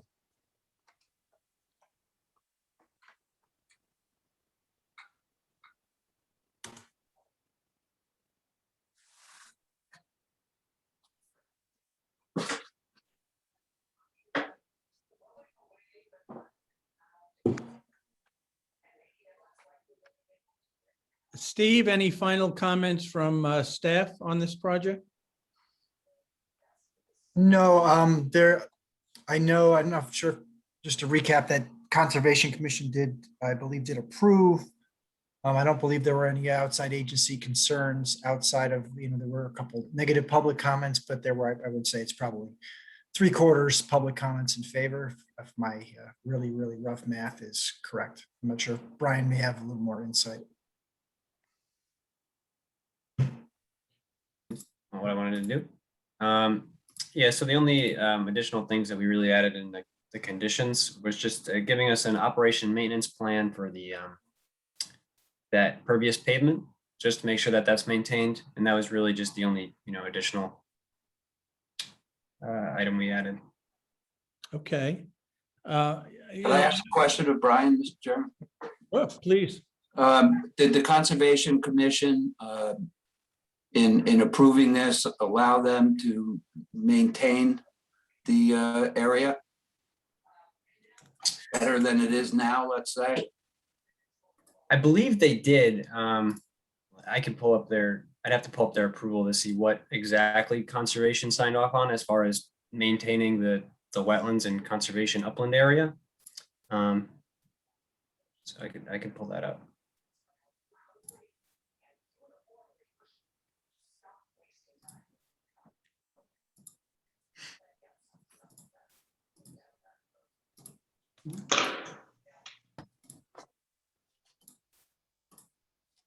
Hi, Brian, it's Mike Barvis. Mike, sorry, you can't talk now. Sorry. Oh, okay. I thought I'd just explain. That's right. I got it right here. I'll pull it up. It'll go through it.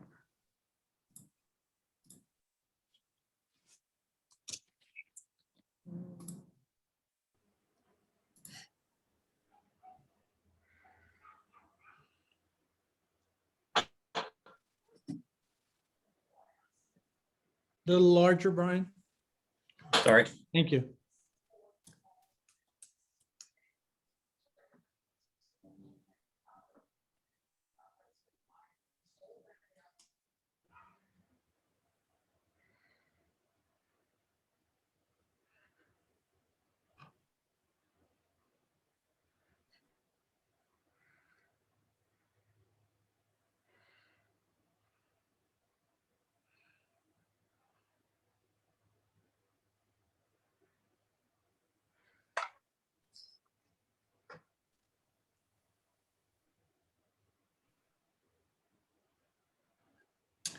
Do provide a stabilization for end of work. And it's probably just.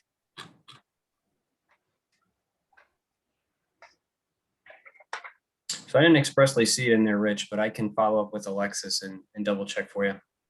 Well, yeah, maybe we can just add to the resolution that they would agree to maintain the area as much as they're allowed to by the Conservation Commission.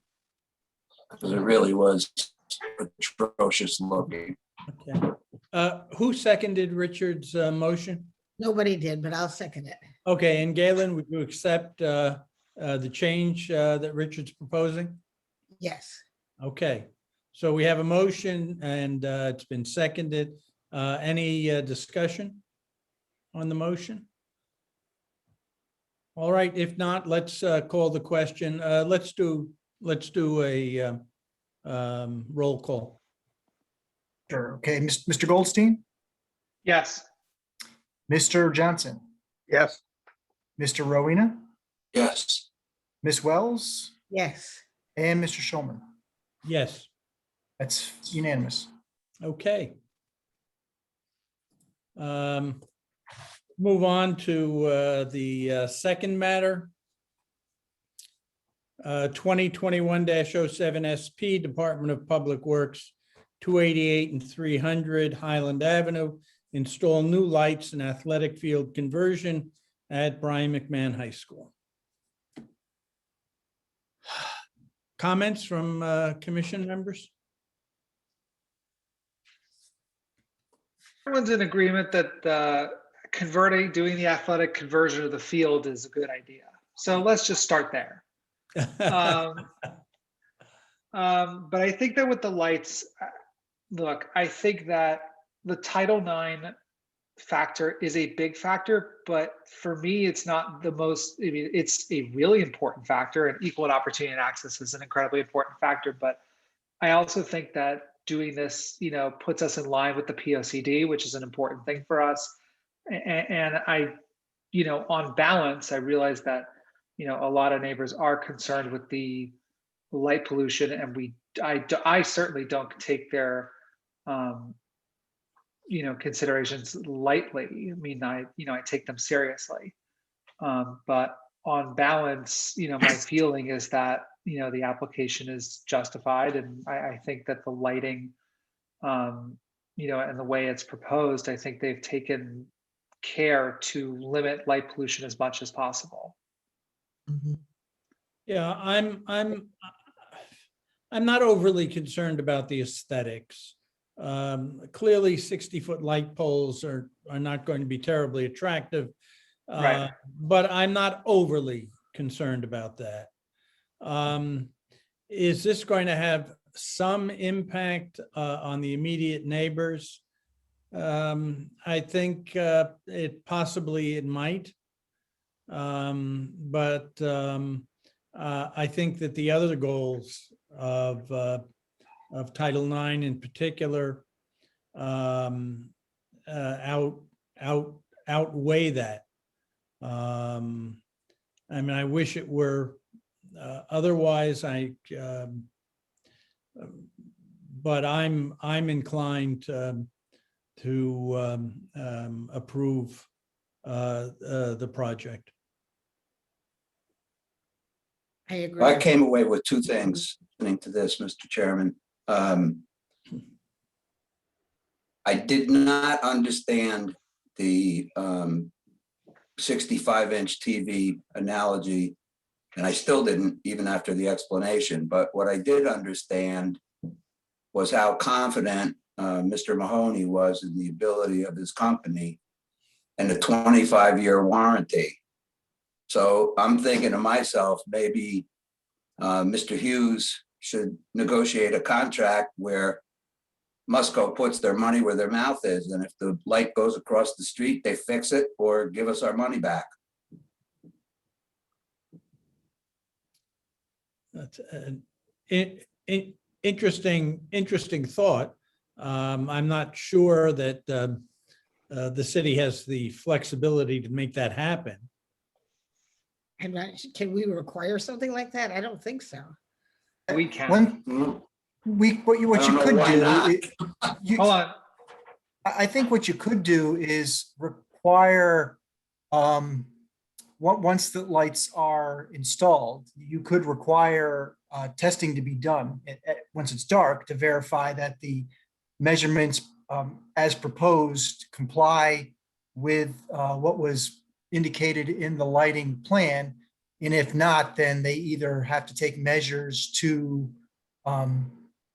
correct that, or maybe they have to remove the lights. Maybe that's an option. Second idea I was thinking is, that I heard a lot of comments about the parking lot lights, and maybe I don't think you can make that as a condition of approval, because that's Board of Ed who has jurisdiction over those lights, but maybe that's something we can put in the resolution to reach out to the Board of Ed. And I'm happy to, I'm not sure if that's through Alan Lowe, but I'll figure out who the correct person is and then talk to them about if there's something that can be done about those lights. Because I think I heard those as an ongoing concern. And I imagine that regardless of when folks moved into the area, that there were lights there, and they were, they probably accepted them because those were lights for the parking lot. And that's the way it always was. But these are new lights, so they present a new concern. So I understand that. I also just want to note just two other things. One is the temporal element to this. I know the Planning Commission, when they sent this over to us, I'm pretty sure there was a condition that the lights had to be off by 9. I think that we should reaffirm that condition and make it clear that that's coming from us as well. And I think that the issue that came up tonight that, that was discussed, that there was a belief that it was being turned off at 9 and then it was later. I think we need to make it very clear that we don't endorse lights being on for all hours of the night, and that there do need to be, restrictions as to the use of these lights in terms of when they come off. The second thing I also want to mention, and I was a little, I noted in some of the written correspondence, I believe came from students, even though no students actually spoke tonight. I just want to make it very clear that and tell me if I'm wrong, but I think the students were overwhelmingly in support of this application. And I think that the students and their ability and opportunity to play should be of prime importance in considering this application. And it's something that's in the written materials that I've read before this hearing, but just weren't said tonight. So I just want to make it clear that I, at least speaking for myself, I read what the students wrote. And I would imagine that the other members of this commission did as well. We're a small group. The feeling I'm clearly getting is that it's the sense that we want to approve this. That being the case, can I have a motion so we can get this on the table? All right, Josh moves approval. Is there a second?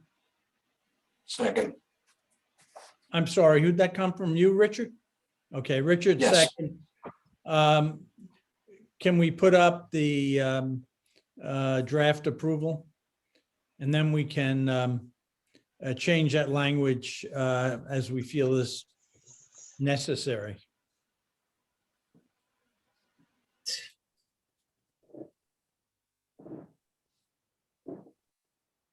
Wait, can you stop 1 second? Sure. So So far, this is kind of boilerplate stuff. right, yeah, okay, keep going, please. So I just added in, so this was, Josh, for your 9 PM. So Yeah. yeah, as condition of the variance approval. But we could add that separately if you want to kind of. No, I think that reinforce. works. All right, and then this was based on Steve's recommendation for submitting some sort of follow-up study to you guys. Right. That's good. Are there any other Um, studies besides a photometric study? Would there be more than one type of study necessary for this sort of thing? I don't know, and I hesitate to put that in a condition if there wasn't, but that's the Okay. only, I'm not aware of anything else. Okay, then that's fine. Okay, Brian, on number 6, rather than 9 PM each night, why don't we simply say 9 PM after each use? Because it's not going to be used every night. And I don't want people to think that we're endorsing that. That's Right. fine. I don't know if I would, I might want to, I would Um, recommend maybe switching that up a little bit. How, Steve? I would say that the lights be shut off no later than 9 PM Yes. or after each use. No. Or after your- no, I think The that's first part's too broad. Because we only want the lights on when they're being used for a game. Then it's that if the lights are being used, they be shut off no later than 9. It's an if then. It's a right, Galen? Yeah, I think this is all unnecessary. I think what it in the first place made perfect sense. That's Okay. just, I like your thought, Galen. Spoken like a true bureaucrat. yeah,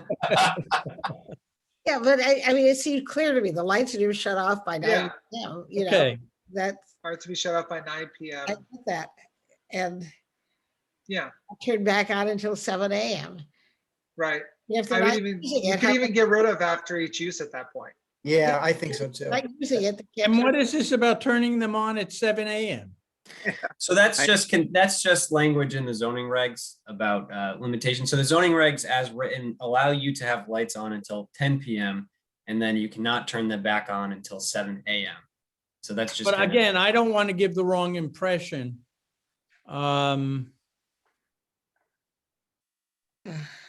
I would leave that language out. I think if you really wanted to argue the semantics of it, I guess somebody could somebody turn it off at 9, then turn it back on at 10 and then comply? That, I think maybe that's the only reason to leave that language in there. Otherwise, I think that's kind of silly, but that's maybe the only way. Or you can just say not turned back on until their next evening use.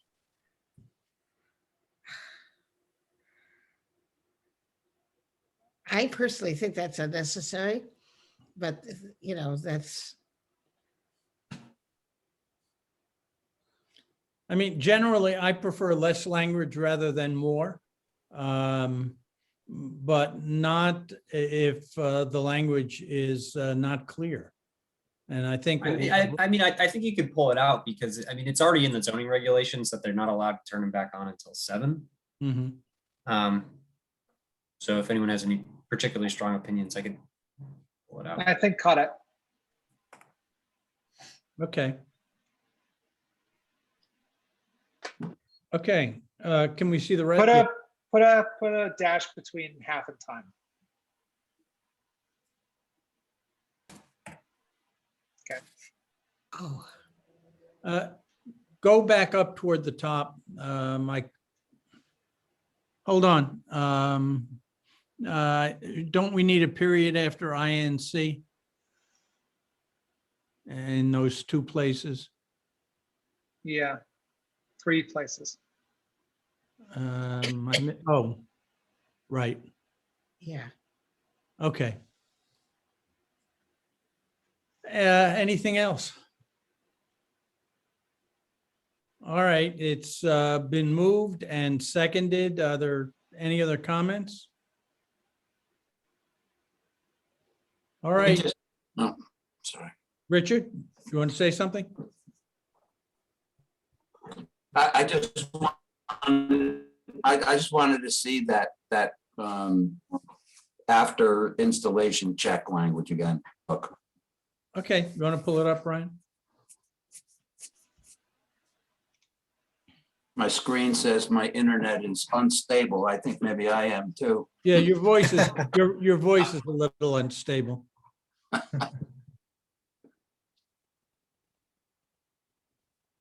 So what happens if it's not? Steve has said that they need to adhere to the requirements. If this doesn't meet the requirements. I'm not sure if it states that above, but you could simply add that the lighting levels cannot exceed what was indicated on the submitted photometric plan. And then have that with the, Essentially what it's already kind of says that right there. So yeah, what it does. I think that if the follow-up study shows that the light levels exceed those, then they're in violation of the special permit. Right. Yeah, they have to fix it because, you know, that's a condition of the permit.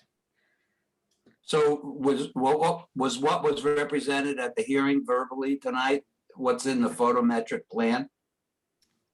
Yes. Correct. And that's what they received the variance for, which that was that one exceedance at that one area. Right.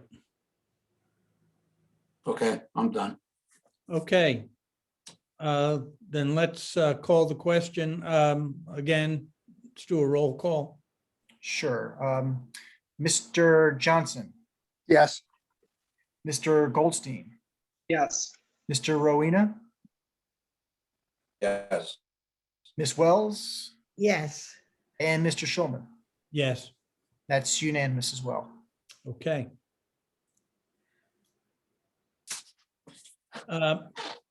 This evening, we have a larger than usual number of discussion items, several of which are new to you and are fairly important. So let's, if we can get through the other ones as quickly as possible. Industrial zone study status report, Steve. Sure. The consultant is looking to get me the actual draft report. It could be this week. It may not be till next week. Everybody always have to add a week. So from there, I'll make some edits and then it'll go out to the committee to look at which point, once those edits are incorporated, we'll put it out for public consumption.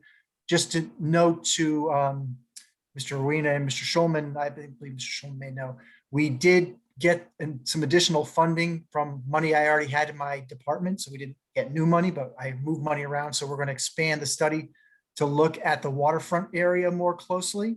So I want to ask, I guess, if you both would want to continue on with that kind of portion of the study. The idea would be whatever recommendations they come up with the industrial zones, we'll work on implementing those and then look at the waterfront kind of as like a part B to the study. Richard told me this evening that he's having some difficulty with the midday meetings. So perhaps we ought, for the second piece of the study, we ought to replace Richard with someone else.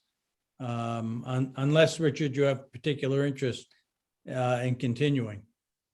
Well, I would like to say yes, and I would, but I am truly having difficulty making the time in the middle of the day.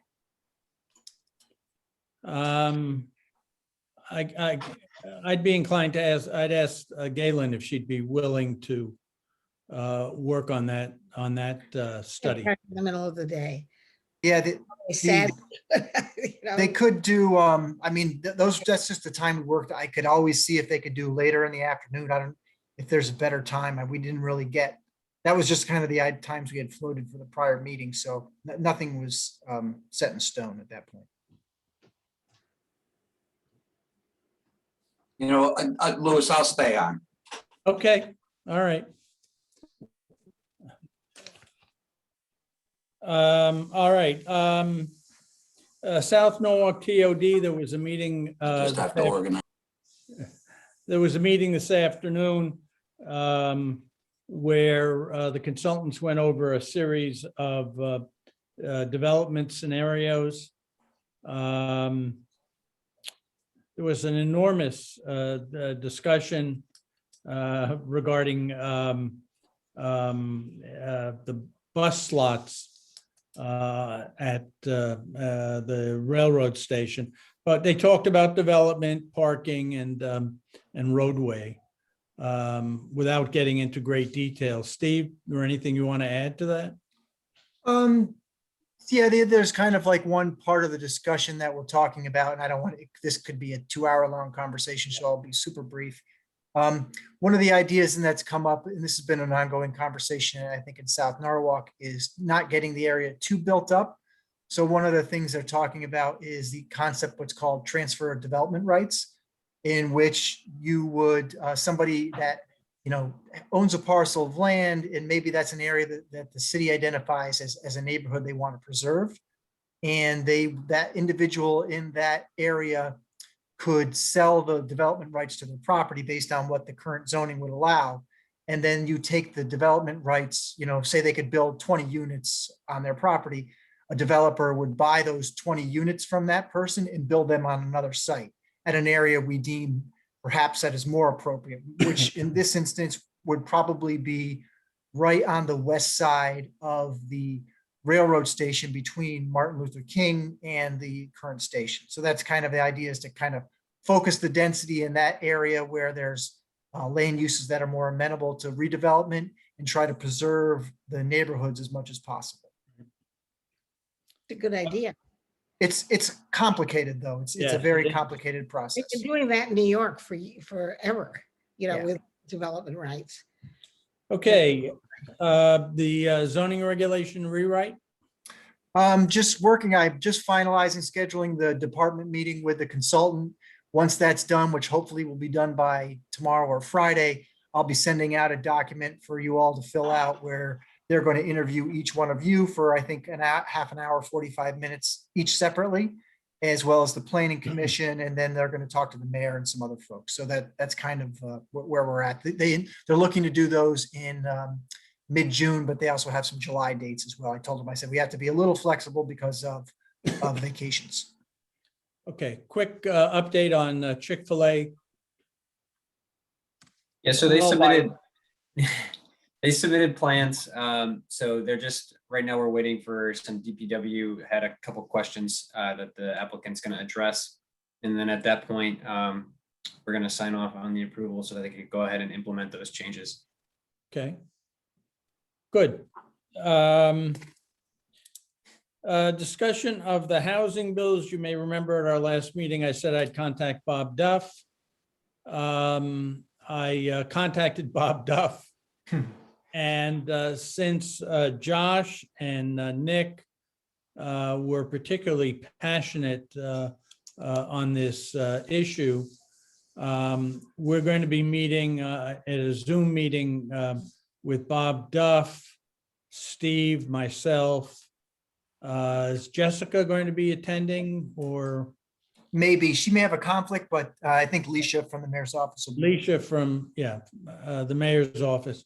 We'll be doing that on Friday. Hopefully, it's not too late. I am hearing that the legislature is fairly close to moving something further forward. But we'll report back to you at the next meeting, or if things move more quickly through email, and let you know what's happening. Thank you again for setting that up, Louis. Sure. And East Norwalk TOD, Steve? So I had sent out prior to your last meeting, the draft regulations. I'm not sure if anybody had a chance to go back and look at those. I know it was a late hour when we started on that one. The document that I sent you, there were a couple areas that I still had to clean up a couple things. I haven't done those yet. They were pretty small things to look at in terms of a couple of the amenity definitions that I just wanted to clean up a little bit. But by and large, I think it's ready for the broader discussion. The other document that goes kind of hand in glove with that is the design guidelines, and I still have some edits to make to that. If there were specific questions related to the draft zoning or concerns, I'd be happy to try to address those now. I don't know what our next meeting looks like. That, I think that might, the broader discussion of the two documents and when to move those forward might take a little longer discussion than trying to do it at 9:30 at night, but I'm happy to answer any questions or take comments that you have about that now. Unless it's just the greatest thing you've ever seen, and then we'll just shove it on down the line. Let's not go quite that far. One of these days I'll get there. Finally, under discussion items, Steve and I and the chairman of the Planning Commission met with the Ordinance Committee of the council last night. The committee is seriously considering recombining the planning and zoning commissions into a single commission. The only concern that I brought up is workload for us, especially during the time that the capital budget is being discussed.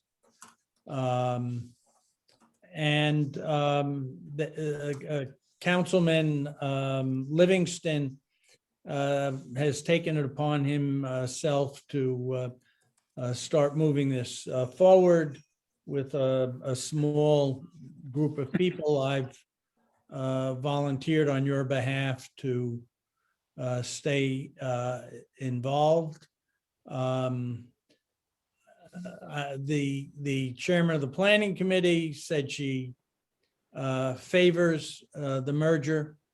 I'm not going to state a position until I know and until we know what's being proposed. It's not something, frankly, that we have control over. It's between the council and the mayor. This is something that Steve favors. He feels it will make for more efficient work, since about a third of what the planning commission does is what we're already doing. But I will work with them and act as your representative. If you want to get more involved, I'm sure you can follow what's going on. There was an article, I think, today in Nancy on Norwalk. I don't think it was, I'm not sure it was completely accurate in the way it outlined my position on this. I am not opposed to this. But I'm not in favor of it. It's sort of watchful waiting to see what comes forward. And I will share that information with you as it develops. I'd be interested, in your thoughts on this. Just an FYI, I just emailed out the memo that went out kind of outlining the rationale behind it. So that probably would answer some of your questions. And so please reach out with any questions. for me. The mayor's memo that you wrote. The mayor's memo, yeah. Yeah. No, I remember when it was going to be much more efficient to join the two agencies and also make it the Office of Code Enforcement. Right. That did building permits, zoning permits, wetland permits, and it sounded good on paper, but wasn't as efficient as everybody thought it was going to be. Yeah, and I made it clear That's just- that I'm personally very pleased with the way we operate in collegial fashion in which we work together, whether we agree or disagree on issues. And while I don't have firsthand information, it's my understanding that that is not the way the Planning Commission operates.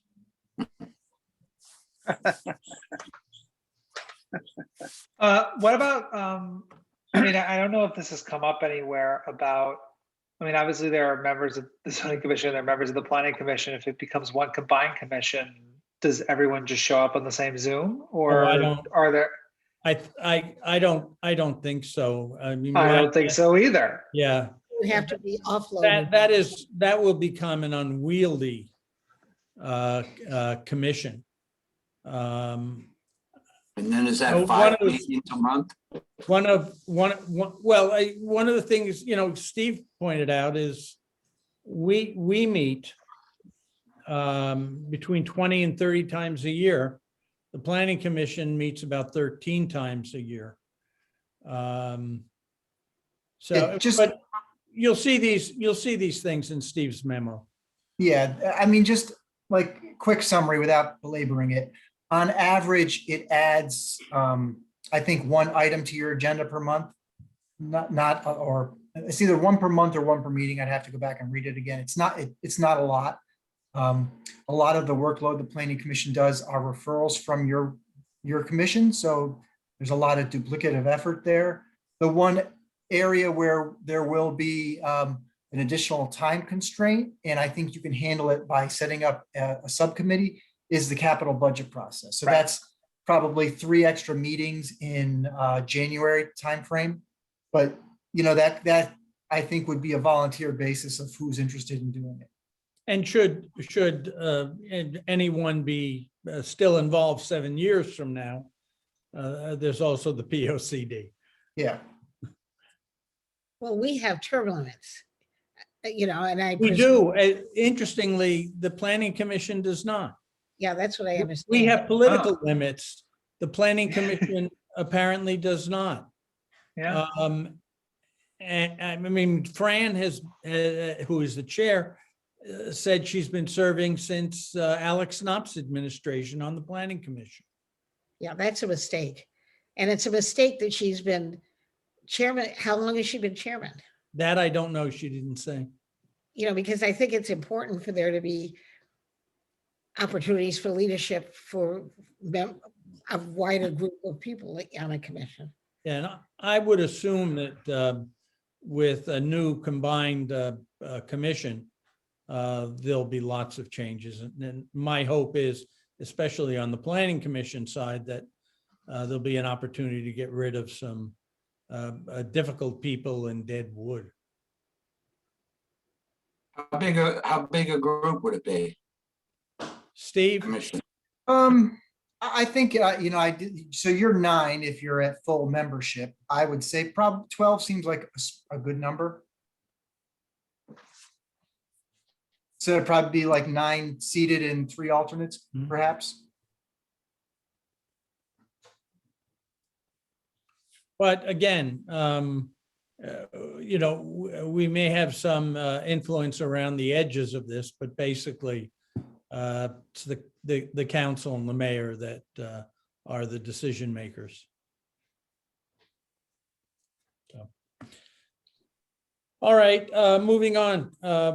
Approval of the minutes for May 3rd. Were we all here on May 3rd? I have to abstain. All right, that still gives us 4 people, so we can still vote. Josh is moving approval of the minutes. Oh, you were not here? I was. Oh, okay, then Yeah. Josh is, This is me moving. I'm moving. all right, Josh is approving. Is there a second? I'll second. All right, Galen's seconding. All those in favor, just say aye. Aye. Okay, it's unanimous.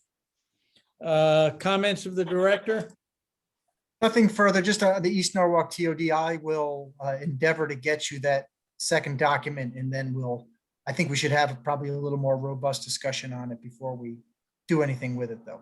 Okay, and starting tomorrow, City Hall is open? Yes, yep, City Hall is apparently open tomorrow. Hopefully, it'll take them a couple weeks to figure out that we moved downstairs, so that Okay. we get a little more work done, but other than that, we're ready to go. Okay, by the way, I found the meeting with the folks from 25 Van Zandt very frustrating. Because they did the same thing they did last time we met with them. They gave us virtually no information. So It's funny too, because it's such a good idea. exactly. So I hope in that regard, you'll sort of hold their feet to the fire. Well, I'm recused, but that's typical, Right, what Bound does. yeah. Did you say you moved downstairs? Yeah, so we're down where Rexham Park used to be. Huh. Yeah, they moved everybody. You told me I would look stupid if I came there tomorrow. Will you be holding an open house tomorrow with refreshments? Yes, at 5:30 tomorrow. Okay, motion, comments from commissioners? May I just say one thing? There is there's a caller with their hand up. I just want to let them know the public comment period for the 2 public hearings ended a while ago. So sorry. Okay. Finally, motion to adjourn? Moved. Okay, Richard moves and Galen seconds and Josh thirds. All those in favor? Aye. Aye. Aye. Okay. Good night. Very well. See you all at the next meeting. Good night.